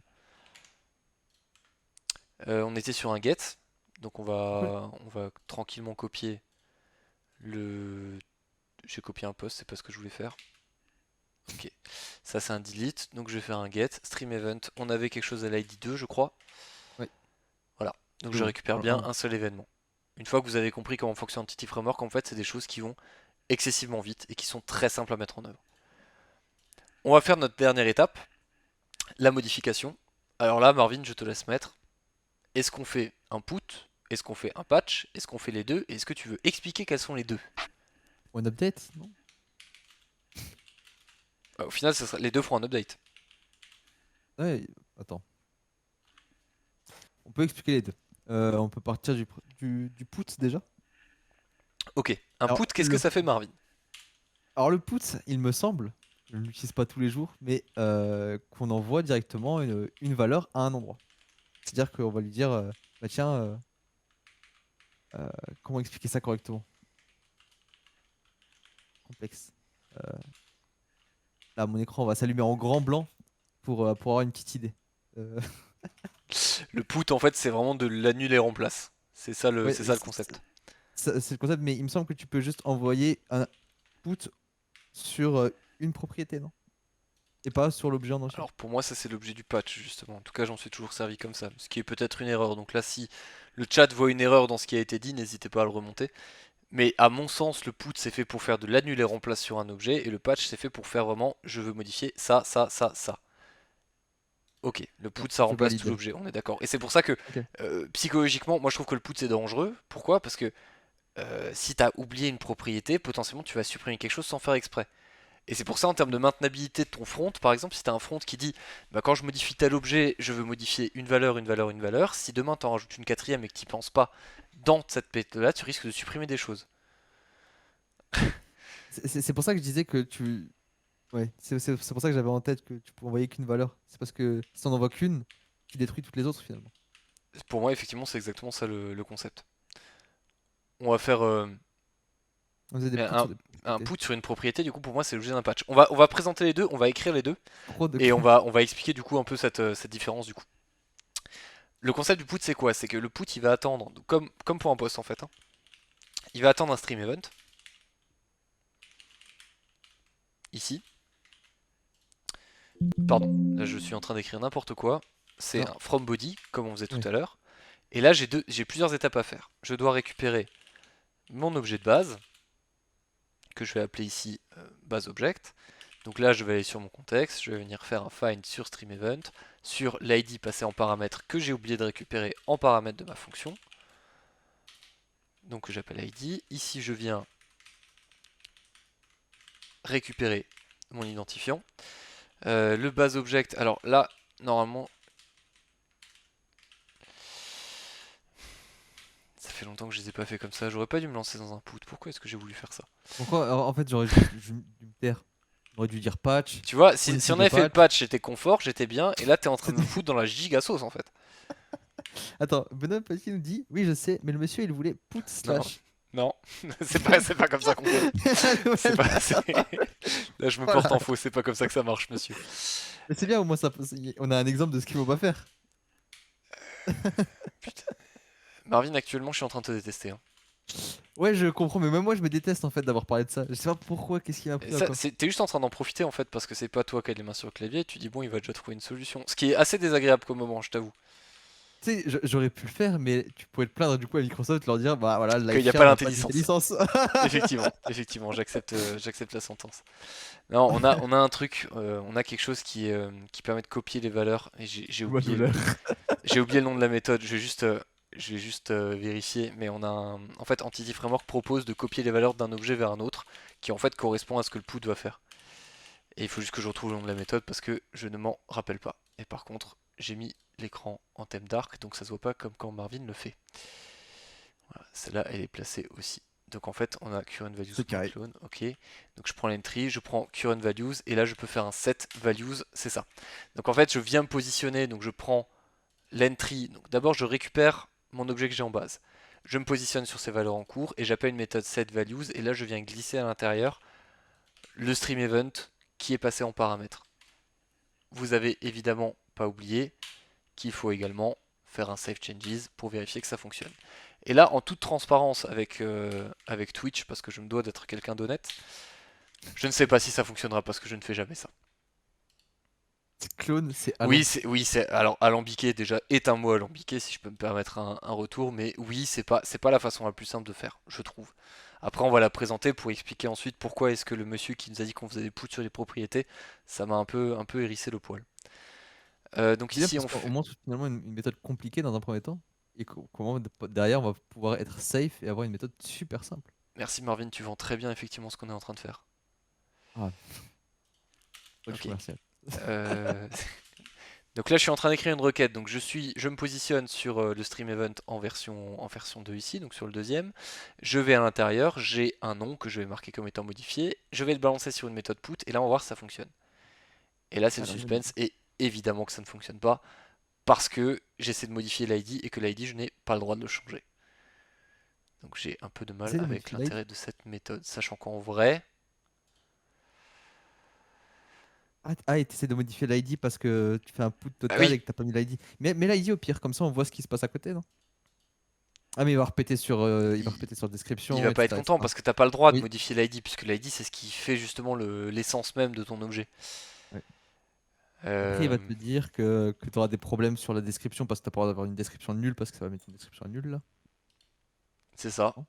Voilà. Donc au final, on voit bien que là, on avait voulu faire un update simple sur un de nos objets et on se retrouve à avoir plein de petites galères à gauche à droite parce que le put c'est pas vraiment super top à utiliser quoi quand on veut juste modifier une ou deux propriétés. Et de façon réelle, enfin dans la vraie vie, On a une façon de faire. On va. on modifie jamais tout un objet. Ouais, le seul problème, Benoît, c'est que du coup, j'ai pas mis l'ID dans l'objet, je l'ai mis en paramètre, mais je peux le faire comme ça. Le attache devrait fonctionner. Donc là, il faut que je prenne l'objet que j'ai dans mon payload, que je lui rattache l'ID qui a été passé en paramètre, et qu'à ce moment-là, je vienne soit effectivement faire un attach, que je peux faire directement au niveau du contexte. Donc au niveau de mon contexte, je vais dire attache l'objet que je te passe ici. Donc ça, on va juste revenir sur la notion d'attache parce que c'est pas forcément trivial. Et après un save changes, et là on va espérer que ça fonctionne. Ce qui peut marcher. Donc en fait ici ce que je lui dis c'est que l'objet qui est passé dans le body, je viens lui mettre l'ID qui est passé en paramètre. Je l'attache au contexte. Donc ça veut dire que mon contexte, je lui demande tiens regarde cet objet qui est en mémoire, qui pour l'instant n'existe qu'en mémoire, mets-le dans ton contexte de données. Et ça, en fait, je me demande s'il va pas me dire ah, mais je le vois comme étant un nouveau. C'est ça, en fait, mon grand doute. Est-ce qu'il va pas essayer de me l'ajouter? Et ça, on va le regarder tout de suite. Parce que ça, c'est des problèmes que Quand, potentiellement on pourrait aussi avoir. quand tu le dis, mais dans mon contexte de Non, données, c'est bon, ça a marché. tu avais parlé au tout début du change tracker, finalement il le met dans le change tracker ici. Il le met dans le chat tracker et quand tu l'attaches à ce stade-là, il va chercher effectivement l'objet qui correspond avec l'ID 2 et il va comprendre qu'il existe déjà. Donc là on a bien reset tous les champs au final, hein. Description était reset, Yes. background aussi. C'est pas, Non, c'est pas très safe ça quand même. c'est faux cette histoire. Regarde. C'est fou. Mon Ok. stream modifié qui est là. Ouais. Si je fais un get, ça c'était mon get, hein. Si je fais un get sur 2, alors soit j'ai mal vu, soit le texte n'était pas changé. Le texte n'a pas été changé. Si je vais voir dans ma Ah, base ouais. de données ici, mon stream modifié Ça doit être une nouvelle n'existe ligne pas. finalement. Donc j'ai Ah, sans même pas, doute dû ok. oublier quelque chose. très certainement. Mais là, Je suis pas encore trop rouillé. Benoît n'est pas rouillé. il est pas rouillé, mais un petit peu. Non, en fait, la blague avec ça, c'est il est effectivement attaché comme ça. Alors, on va rentrer un peu dans les méandres d'Entity Framework parce que maintenant qu'on a un peu ouvert la boîte de Pandore, je préfère quand même expliquer ce qui se passe derrière. En fait, ici, on a cette notion de change tracker. Et en fait, l'entry, c'est comment est-ce que Entity Framework comprend l'objet qu'on a mis dedans. Alors, est-ce que le attach déjà nous renvoie quelque chose? Oui, le attach nous renvoie quelque chose. Donc là, c'est ce que lui, il appelle une entity entry. On va juste regarder ce qu'on a dans le debugger pour essayer de comprendre ce qui se passe et comprendre pourquoi est-ce qu'il se passe rien. Je vais mettre un petit F5 ici, un F9 pardon, pour poser un point d'API. Je relance l'application Point d'arrêt. et on va voir ce qui se passe. Voilà. Et c'est ça le problème, c'est que en l'attachant, donc là, je sais pas si vous arrivez à lire parce que c'est très petit. En fait, ici, vous voyez la notion de unchanged à côté. Et là, en fait, ce qu'il me dit, c'est que il connaît l'objet, il voit bien de quoi je parle, mais pour lui, il n'a pas été modifié. Et donc là, il faut que je vienne faire quelque chose sur l'entity entry qui est en fait changer son statut pour lui dire je t'informe que cet objet a été modifié via une enum qui est entity state modified.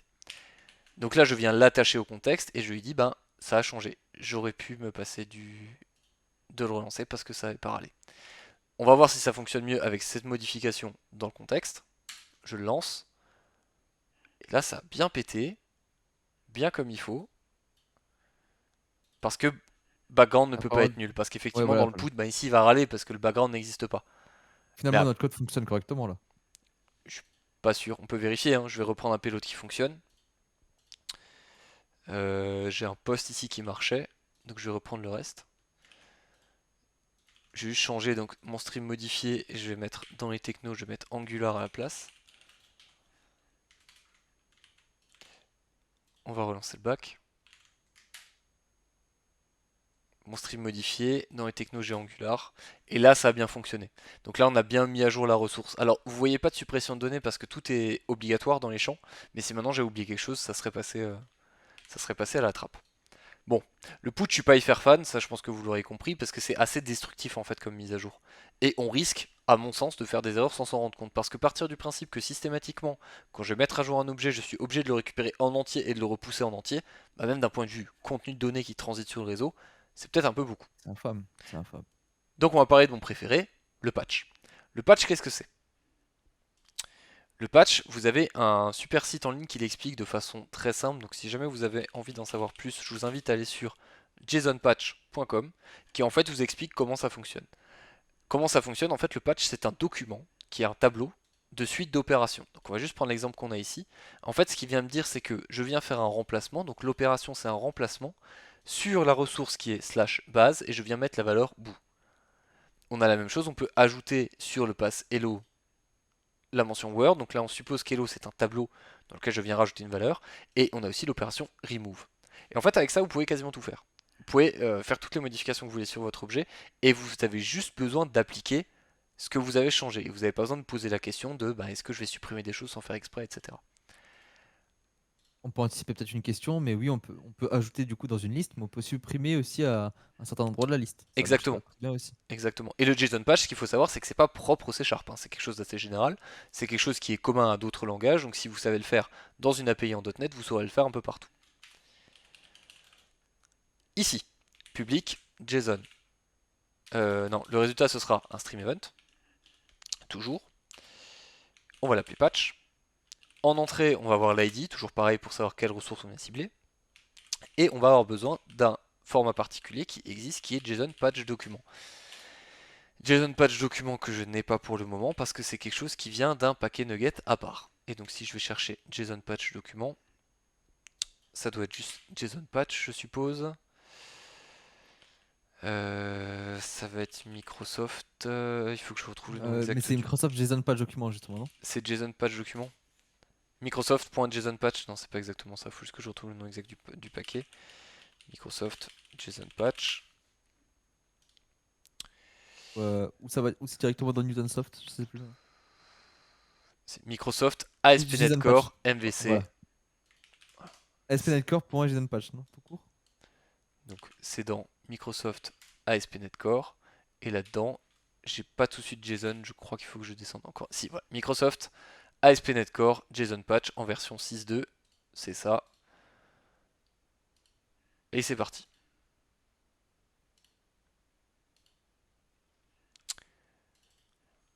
Là, je peux l'importer. Le JSON patch document, c'est une classe générique, donc on va dire que c'est un patch document sur un objet de type stream event, que je vais appeler patch document. Et ensuite, je vais venir le manipuler. Et là, en fait, cet objet, vous allez comprendre à quel point il est formidable. Donc, ce que je vais faire, c'est que je vais récupérer l'objet qui est dans ma base de données. Donc, je vais base object. Cette fois, je vais le faire comme ça, promis. Je vais le pas faire attache, je vais le récupérer. Donc, je vais faire un find. Je vais mettre sur stream event et je vais faire un find. Du coup, sur l'ID passé ici. Et dans le patch document, j'ai une méthode qui est absolument merveilleuse qui s'appelle apply_to. Et en fait, là, ça va venir faire quoi? Ça va venir appliquer les instructions de mon patch sur l'objet. Et donc ça va venir me le modifier directement. Je vais faire ça, je vais faire un apply_to sur le base_object. Et à la fin, retourner le base_object. Et qu'est-ce que j'ai pas encore fait? C'était x.saveChanges. On va essayer cette méthode. À ton avis, Marvin, est-ce que cela va fonctionner tel quel? Moi, je pense que ouais. Ou peut-être que non, parce que t'as pas le from body, à voir. Je vais juste créer une requête patch pendant ce temps. Donc si vous voulez en créer une, vous prenez patch ici. Dans le body, ce que je vais faire, c'est que je vais changer le name. Encore une fois. Donc ici, on va écrire une ensemble en détail. Donc ça va être l'opération. Ça va être un C'est une liste, hein. replace. C'est une liste d'opérations Oui, qu'on envoie sur le réseau. l'opération c'est un replace. Le pass, ça va être name. C'est ça, hein, c'est comme ça qu'on l'a appelé. Ouais, name. Et ma valeur, value ici, que je vais appeler patched value. Ça part. Ça n'a absolument pas fonctionné. Ça n'a Mince, pourquoi? pas fonctionné. On va Base quand même mettre un point object. d'arrêt, hein. On peut mettre un point d'arrêt, mais qu'est-ce qu'on va voir dans le base object ici? Dans le base object, je vais voir le nom, et en fait le nom, c'est mon second stream modifié. Alors c'est peut-être mon patch document qui n'est pas juste, parce Ok, qu'il ton ne page voit document, il a aucune quelque chose? opération à l'intérieur. Ouais, parce il a pas le from body, je pense, non? Parce que j'ai zappé le from body. C'est ça mon erreur. C'est c'est nouveau en .NET 6. Qu'est-ce qui est nouveau en .NET 6, Benoît?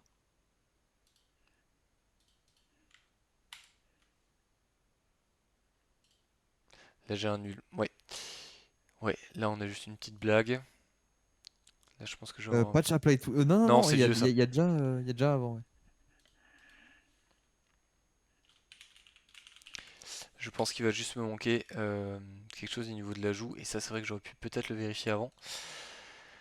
Il va juste me manquer de la config, parce que là la désérialisation de JSON ne fonctionne pas toute seule. Ah, Parce qu'il faut rajouter le... C'est comme ils avaient fait en .NET 5, il faut le rajouter, c'est toujours pas par défaut. ok. JSON page document, je vais Bon, chercher pour comment est-ce expliquer qu'on là, l'active. Vas-y. euh, .NET Core, voilà, il sait trouver dans vos fichiers quelles sont les classes de contrôleurs. Il sait dire, bon, tiens, tel endpoint sera. Enfin, HTTP GET, c'est un endpoint, HTTP patch, c'est un endpoint, etc. Quand vous faites from body, pareil, il sait désérialiser, c'est-à-dire qu'il sait prendre ce que vous avez mis dans votre payload et le transformer en un objet. Typiquement, avec Stream Event, ça a fonctionné avant. On a envoyé un JSON qui ressemblait à un Stream Event et puis lui, il l'a mappé. Par contre, là, Laurent essaye depuis avant d'envoyer un JSON patch. Donc finalement, un JSON patch, ça se caractérise par une liste d'opérations. Malgré qu'il a envoyé une liste d'opérations dans le body, notre euh, .NET Core n'a pas réussi à désérialiser ce JSON patch et le mettre dans la classe JSON patch document. Donc ce qu'il est en train de faire maintenant, c'est de trouver la euh, façon de configurer cette sérialisation-là. Et il va y Et, arriver. et pour ça, il faut du coup installer quelques paquets supplémentaires. Alors Newtonsoft JSON. Alors, Newtonsoft, je crois qu'à la base, c'était pas Microsoft, si? Oui mais non, c'était pas ça le point justement que c'était... ils l'ont intégré à partir de la version 3 ou Ouais, la c'est ça. version 5. Ouais. Je crois que c'est ça, je vais essayer ça. Où là en fait on vient juste rajouter les services MVC, là-dedans on vient rajouter une façon de désérialiser le JSON particulière qui va normalement permettre de comprendre ce format-là. Et ça Donc là, vous fonctionne. pouvez en. Ah, super. Et donc là effectivement dans mes opérations je vois bien que j'en ai une. Si je descends, j'en ai une qui a un replace sur name de patch data. Et si je regarde le base object, le nom du coup maintenant a bien été modifié pour patch value. Super. Je lance ça. Dans mon retour j'ai bien patch value, mais ma question c'est est-ce que ça a bien été modifié en base? La réponse est oui. Et là, normalement, le chat est en train de se dire, mais attends, là t'es bien gentil, mais ce que tu m'as fait ici, c'est que là ça marche pas parce que j'ai fait un attach et j'ai dû dire qu'il a été modifié. Et là, j'ai juste eu besoin de faire un find, de faire un play to, j'ai pas besoin de dire que je l'ai modifié. Et ben en fait, Entity Framework, il est vachement plus malin que ça. En fait, Entity Framework, à partir du moment où il va faire le lien entre un objet en mémoire et un objet dans la base, quoi que je fasse comme modification dessus, lui va se dire, ok, bah, l'objet je l'ai en mémoire, j'ai vu qu'il y a une modification faite après que moi j'ai commencé à le tracer, ce qui va être fait avec le change tracker, et donc il sait automatiquement que l'objet a été modifié et que là il va avoir des modifications à faire passer en base là-dessus. C'est clair sur pourquoi ça marche? Je pense que oui, j'espère. Formidable. Et on peut peut-être juste notifier que là, on a utilisé Newtonsoft JSON parce que c'est standard et qu'on utilise ça tous les jours, nous. Mais vous pouvez très bien créer le vôtre ou bien en utiliser un autre disponible sur Internet. Il n'y a pas de souci. Alors c'est Et puis copié de Hibernate, c'est un point de vue. C'est un point de vue dont je ne débattrai pas ici. Si on reprend l'historique, je pense que l'inspiration était mutuelle et dans un sens à l'avantage d'Entity Framework. Sur la façon de faire en tout cas. En tout cas, Entity Framework, j'ai pas souvenir d'avoir vu des fichiers XML de configuration dernièrement. c'est C'est un souvenir, hein, après je peux me tromper, hein. Ok, maintenant qu'on a fait ça, on est tout content, on a fait notre premier point d'API. Au final, là, ça fait une d'accord. heure et quart qu'on est 34. dessus. Ouais. On a de l'ajout, de la liste, un, Un CRUD un finalement. moyen de oui, un CRUD complet, hein. Et là, on a une API qui fonctionne complètement. Donc là, maintenant, vous me mettez un front par-dessus et puis c'est parti, hein. Et du coup, on peut créer des stream events et puis les lire et c'est génial. Alors, je viens juste de voir dans le stream que quelqu'un, Faire un enfin dans le stream chat que JPA. quelqu'un veut faire un stream sur JPA. Alors du coup, il faudra peut-être juste en faire un avant pour mettre en place un Tomcat et puis démarrer Eclipse et puis faire en sorte que tout se configure bien et restaurer la JVM avant de pouvoir démarrer. Mais c'est intéressant aussi, ça. Mais du coup, il y a un stream par étape, non? Oui, oui, je pense Parce qu'il y a qu'il y a de 4 quoi streams faire. avant d'arriver à comment est-ce qu'on enregistre un objet dans une base de données. Bon, la mauvaise foi est évidente, vous l'aurez compris. Ok, revenons-en à nos moutons. Maintenant, qu'est-ce qu'on va vouloir faire? On va vouloir faire exactement la même chose en fait. Donc là, on a fait des stream events. Donc si vous vous rappelez le cahier des charges, c'était comment est-ce qu'on fait un événement, comment est-ce qu'on va le stocker dans une base. Et maintenant, on va faire les stream requests. Donc en fait, les stream requests, ça va être je veux absolument avoir tel stream qui va avoir lieu. Donc on va passer par un mécanisme de request. Si maintenant j'étais encore à l'IUT, je me dirais, bah, on va prendre ça. Je vais créer à côté, je vais faire un ajouter.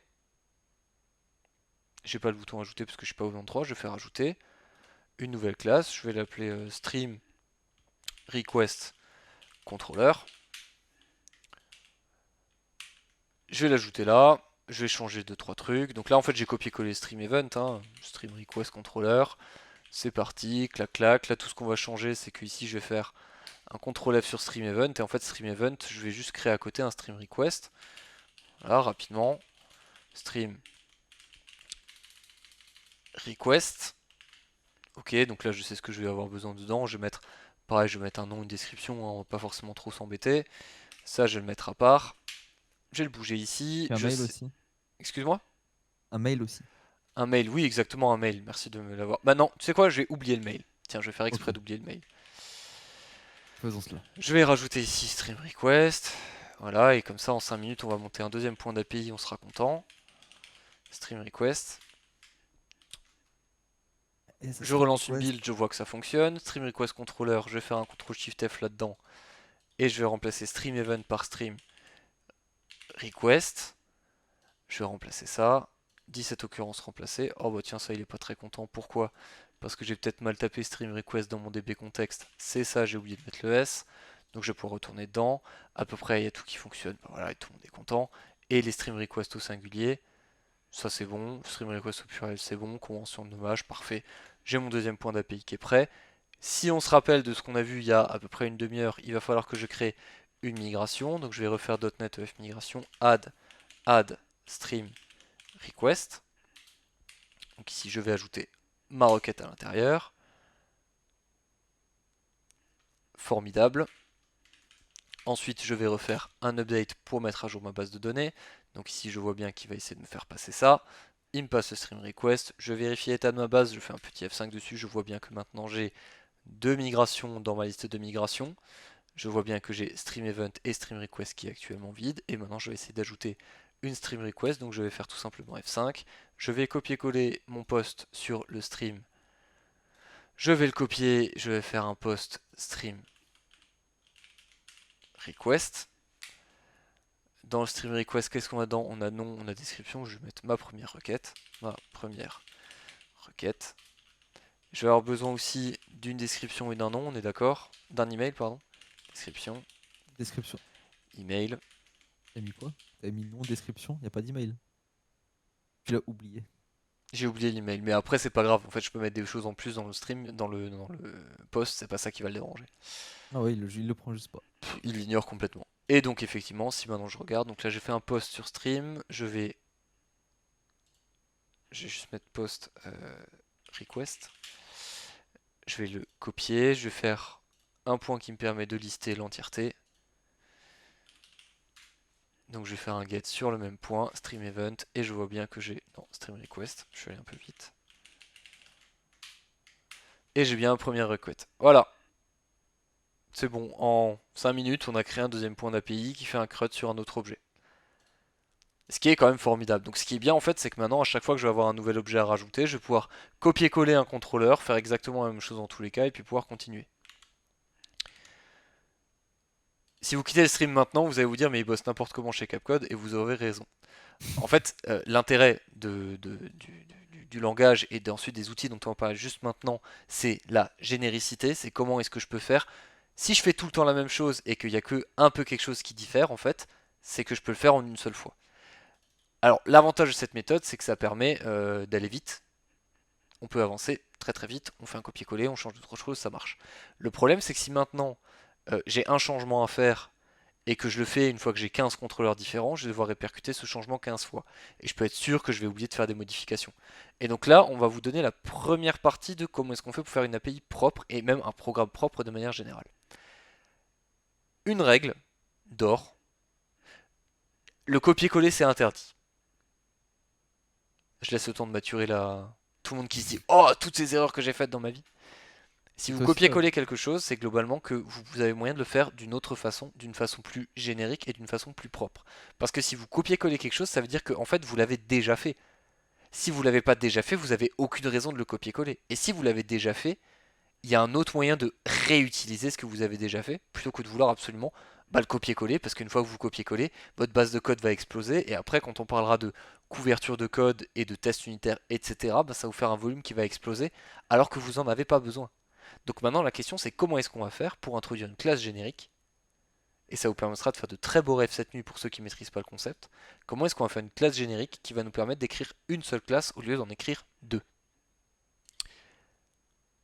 On va se concentrer sur les méthodes all qu'on voit ici. En fait, la méthode all, si je compare celle qui est dans stream request controller et si je compare celle qui est dans stream event, c'est la même chose. Tout ce qui change, c'est en fait le db7 sur lequel je viens me positionner.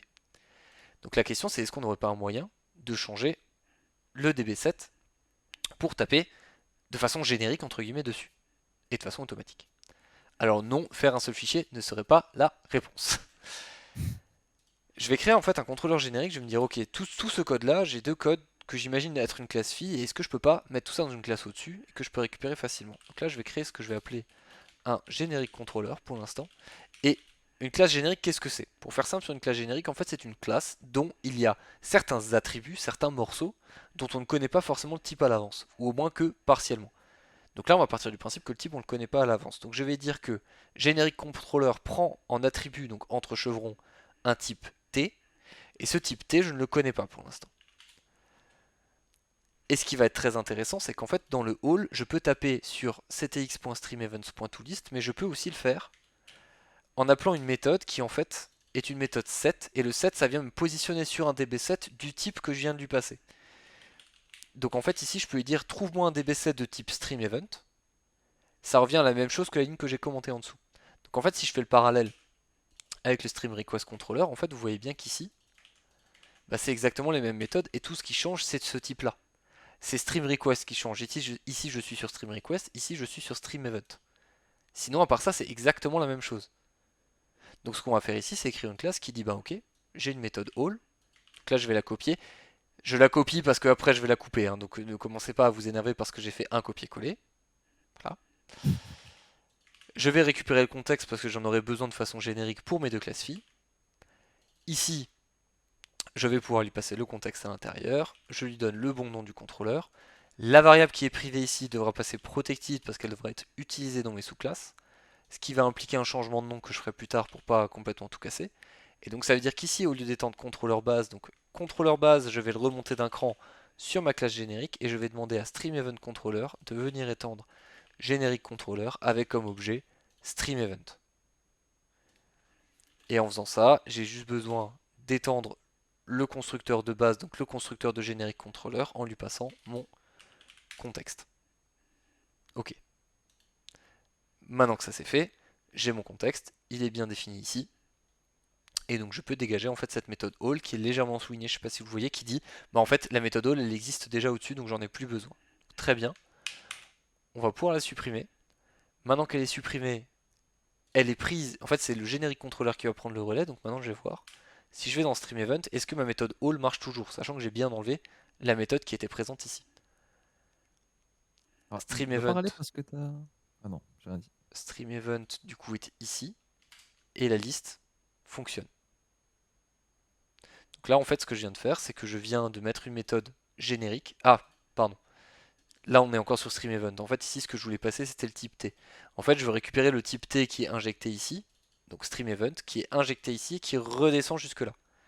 Et là, son problème, c'est qu'il est juste en train de râler parce que le type T doit avoir un certain nombre de contraintes pour être utilisé comme un type stocké en base de données.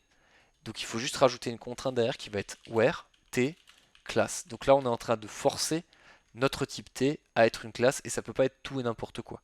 Ça ne peut pas être un type primitif, par exemple, comme un entier. Parce qu'un entier ne peut pas être persisté en base de données, et ça c'est une condition qui est imposée par la méthode set de notre dbContext. Et donc en faisant ça, j'ai bien la méthode qui fonctionne, et si je veux vraiment prouver que ça fonctionne, je vais aller chercher la méthode all dans StreamRequest, que je vais supprimer de la même façon, demander d'hériter de mon générique contrôleur sur StreamRequest, et de venir ici, implémenter le constructeur de base parce que j'ai besoin de le faire pour que ça fonctionne. Je n'ai plus besoin d'avoir le constructeur comme ça, je n'ai plus besoin d'avoir cette méthode, elle est héritée un cran au-dessus. Donc là j'aurais pu l'enlever ça aussi. Parfait. Ouais. Je relance. Je vérifie bien que StreamEvent fonctionne toujours. Et la Sur liste Stream Request aussi. StreamRequest fonctionne aussi. Et voilà comment j'ai créé une classe générique qui fait le travail une fois dans deux contrôleurs différents. Et sachant que je peux pousser le vice jusqu'au bout parce que j'ai littéralement copié-collé d'un cas dans l'autre. Donc ce que je vais faire c'est que je vais copier-coller tout le contenu. Et je vais remplacer tous mes StreamEvent ici par un type T.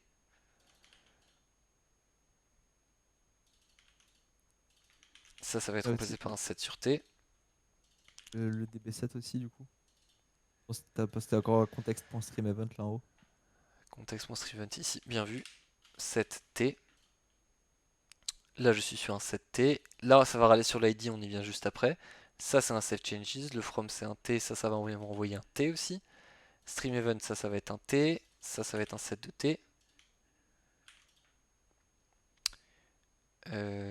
Set de T, toujours pareil. Set de T. Ouais, on peut plus faire le single or default. Ah non, j'ai rien dit. Si, ça marche. Ouais, ouais, Et là, en j'ai fait, vu pour la suite. quel est le problème? Mon problème ici, c'est que l'ID n'existe pas. Et c'est là, en fait, qu'on va réfléchir à la contrainte. En fait, ici, pour que ça fonctionne et pour que je puisse utiliser ce contrôleur en entier, il faut que je garantisse quelque chose, c'est que mon type T ait une propriété de type ID, donc d'identifiant unique.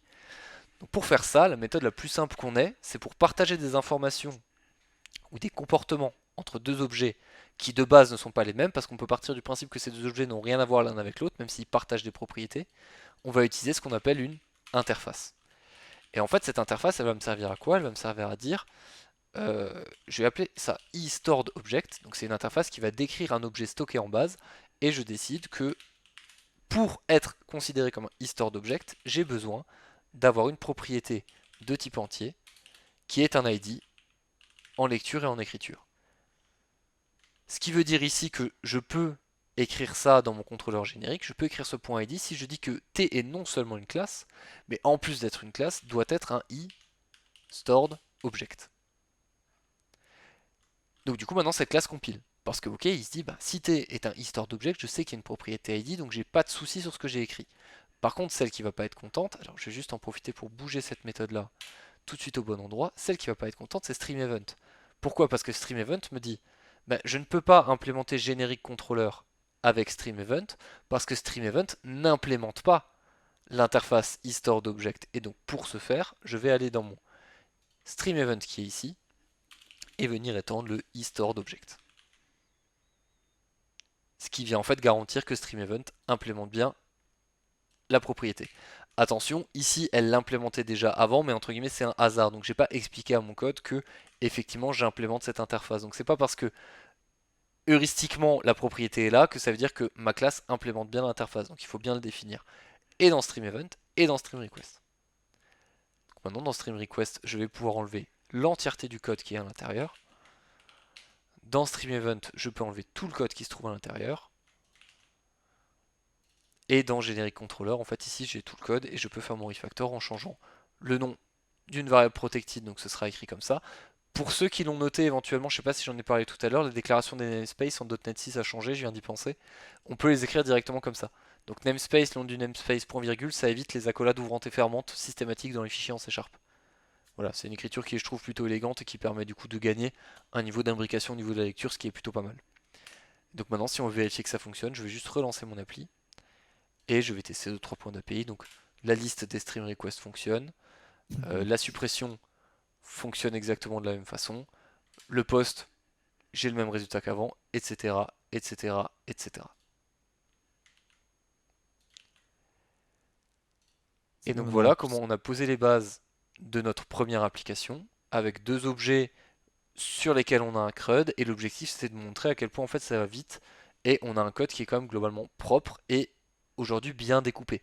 Alors évidemment dans la découpe, plus on rajoutera des fonctionnalités, plus on ira loin dans ça, ça va là, ça on va en faire ça, etc. etc. Et il y a un point donc qu'on va pas aborder ce soir, parce que sinon je vais vous assommer je pense avec ça, c'est les tests unitaires. Parce qu'aujourd'hui on a prouvé que globalement ça fonctionne, mais on a fait tous nos tests à la main. Donc maintenant ce qui va m'intéresser pour rendre mon application robuste, c'est comment est-ce que je vais rajouter des fonctionnalités en priorisant l'écriture de tests et en écrivant mes tests en premier, ce qu'on appelle le TDD, Test Driven Development. Et donc ça, ce sera l'objet du prochain sprint, prochain stream, pardon, sprint c'est autre chose, du prochain stream où du coup on traitera du TDD pour ajouter de la fonctionnalité, donc vraiment de la logique métier qu'on va piloter via nos tests. Je pense que ça fait déjà un joli tour de .NET 6 et de comment on démarre une appli avec de l'Entity Framework, du générique. En moins de 2 heures, on a quand même tracé. Ouais, mais je pense que ça a été clair en réalité. C'est le moment où si vous avez des questions sur quoi que ce soit de ce que vous avez vu dans le stream, c'est le moment. Nous sommes tout oui. Ça j'aime bien. Ça veut dire que soit tout était hyper clair, Soit tout le monde ronque. soit personne n'a rien compris. Ou tout le monde ronfle, ce qui est effectivement possible. Euh, Ça veut dire quoi, heuristiquement, la méthode est là? J'ai tenté un name dropping. Il me semble que heuristiquement ça veut dire genre c'est là, mais c'est là parce que c'est là. T'as le droit Voilà. d'ouvrir Google vu qu'il est en noir chez toi. Ça Ça me passe. rappelle des souvenirs de profs de maths que j'avais au lycée qui claquaient des mots que je comprenais pas et puis ça lui donnait un air intelligent. Du coup je le fais de temps en temps. Voilà, ça s'arrête là.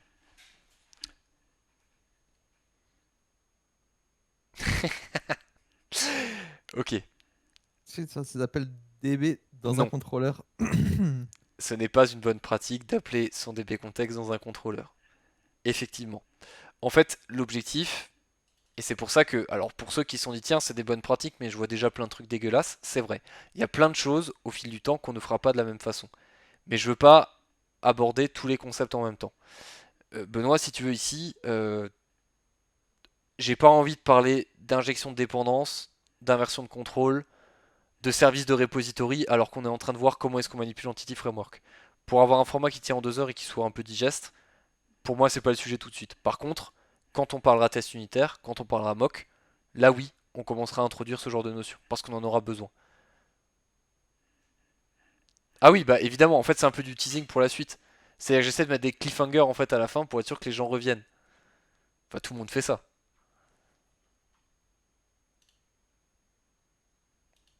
Voilà, donc en fait, l'objet du prochain stream, effectivement, c'est via les tests, en fait, on verra comment est-ce que quand tu priorises tes tests, donc quand tu fais du TDD, comment est-ce que ça impacte ton code et comment est-ce que ça impacte ton architecture.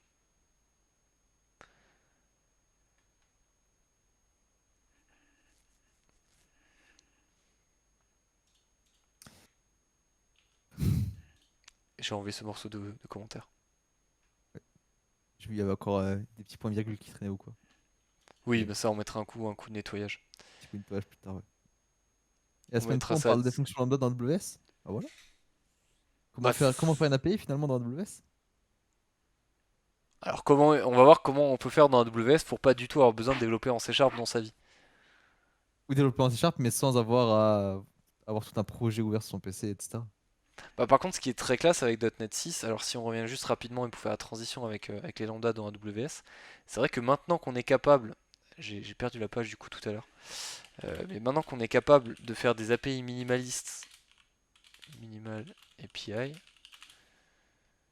si tu prends l'écriture comme elle est faite là, parce que là on a une notion de contrôleur, on a des classes un peu propres, etc.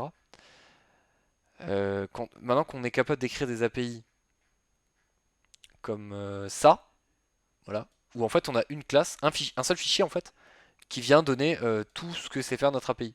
Et ça va bien se prêter dans Lambda justement. Donc Lambda qui est le service qui permet de faire de la méthode, enfin de la méthode unitaire. En fait, tout simplement dans le cloud qui est du coup serverless si je ne dis pas de bêtises. Et du coup, après, t'as pas forcément besoin de ça, tu sais, puisque tu aurais API Gateway devant, qui déclare tes points d'API. Et derrière, lui appellerait des lambda qui serait juste la fonction qui est en dessous, quoi. Par exemple, le db.todo.toListAsync. Oui, parce que du coup, tu as API Gateway dedans, ouais. Ouais, ouais. Devant, pardon. Et j'ai suivi les cours, j'en ai. C'est bien, il y en a un qu'à écouter. Qui a écouté moi. Je suis quand même perturbé par cette écriture, hein. Je suis pas prêt, hein. Bah, je pense vraiment que c'est pour donner un nouvel air, quoi, au C Sharp et prendre un peu de personnes qui travaillent juste avec Node.js, quoi, et Express. Et leur Peut-être. dire, ah, tenez, venez voir chez nous, on a quand même quelque chose d'assez succinct à écrire. Ça vient du Python, non? Ah, je sais pas. Je sais pas si ça vient du Python, là, cette syntaxe. Bah, ça m'étonnerait s'il y a des accolades. Pour moi, Mais ça, c'est un fonction. truc dans Express. Quand tu faisais une API avec Express, ça avait cette gueule-là, hein. Tu mettais tout en vrac dedans, tu mappais tes points d'API comme ça. J'ai pas fait de Flask. J'ai pas fait de Flask. Ouais, Après, c'est c'est de pas la comme ça. programmation fonctionnelle. Donc, tu peux dire que ça ressemble à React aussi, hein, c'est un peu dégueu pareil. Bah, pour moi, c'est le JavaScript, souvent, tu sais, des trucs de fonctions fléchées comme ça, avec. Et en fait, tu vois, si tu Ouais. regardes, là, en fait, tu te fais tout injecter par fonction. Tu vois, ici, t'as ton. Putain, ça c'est Attends, curieux, parce que ton ToDoDB, c'est de l'injection, ça. Ça, c'est pas un truc que t'as. tu te le fais vraiment injecter si tu remontes tout en haut de ta Bah, classe, ça, ça tu te le ressemble à fais quoi? injecter. Tu te peux injecter ton contexte de données par l'API. Ah M'étonnerait. oui. Et en haut, il fait quoi? Ah ouais, tout DB en haut, ouais, exact. Il se C'est l'injecte marrant, comme on ça. a fait avant, et puis. Et en fait, dans ces paramètres, il se débrouille pour savoir ce qui vient de l'API, enfin, ce qui vient de la requête, et ce qui vient de l'injection. Non, c'est Ah, intéressant. il a pas de souci en plus. Et ça te fait vraiment de faire chaque méthode, c'est un truc indépendant, quoi. En fait, je crois que ça me tente bien. Ah, c'est sympa après à voir comment ça se comporte sur un projet assez gros et comment tu fais aussi pour avoir des choses génériques. Ça, je vois pas trop pour le coup, là. Bah, je Ils pense que auraient c'est pu pas le but, hein. potentiellement. C'est pas la même Ouais, utilité qu'avoir, je pense, une grosse appli avec du générique, c'est etc. ça. Ça, c'est très microservice, hein. C'est vraiment, tu fais un microservice avec 5-6 fonctions et let's go, quoi. Enfin, c'est un peu le Tiens, sentiment que j'ai, tu vois. typiquement pour un microservice qui est, je sais pas moi, frais de l'impression ou quoi, du resize d'image, ça irait bien, je pense. Ouais, effectivement, ou qui manipule qu'un seul objet, tu vois. Bah, ça, c'est toujours Oui, l'exemple classique de faire une to-do list. Alors, faire une to-do list, c'est sympa, mais c'est c'est pas ça pas qui ça va qui va porter toute manger. une appli, hein. Mais c'est intéressant cette façon de l'écrire. Après, quand tu débarques dedans, c'est assez indigeste quand même. Le async Après, await avec la ternaire à l'intérieur d'un is pour typer le retour. quand tu débarques dedans, après, c'est pas comme quand tu débarques dans Express, justement. Tu te dis, Si, waouh, si, mais dans Express, t'as pas de type, du coup. Aussi accessoirement. Donc ça aide moins. c'est vrai. Ok, bah écoute, on arrive aux 2 heures. Je pense qu'on a fait le tour. Donc Ouais. rendez-vous la semaine prochaine avec Jean-Noël et Hugo pour discuter AWS, pour parler des fonctions lambda. Ça va être un stream vachement intéressant parce que c'est un concept très neuf pour ceux qui n'ont pas découvert le cloud avant. Et bah nous dans 2 semaines on va reprendre notre application et on va attaquer les tests unitaires et le TDD. Et on va pouvoir vraiment mettre les mains dedans et puis on aura bien 2 heures devant nous pour traiter du sujet et ça va être très intéressant. On espère vous voir nombreux. J'ai hâte. Marvin, je te laisse le mot de la fin. Bien écoute, merci à tous d'avoir suivi. Ok, il y a quand même pas mal de personnes qui sont restées jusqu'au bout. C'est cool. Qui ont participé au partage. Que, bah, le mot de la fin, ça va être et voilà, c'est fini. Et puis à dans 2 semaines, à la semaine prochaine avec Jean-Noël et puis dans 2 semaines avec nous. Au Comme dit revoir. Flo TSC, la bise. La bise. Allez, salut.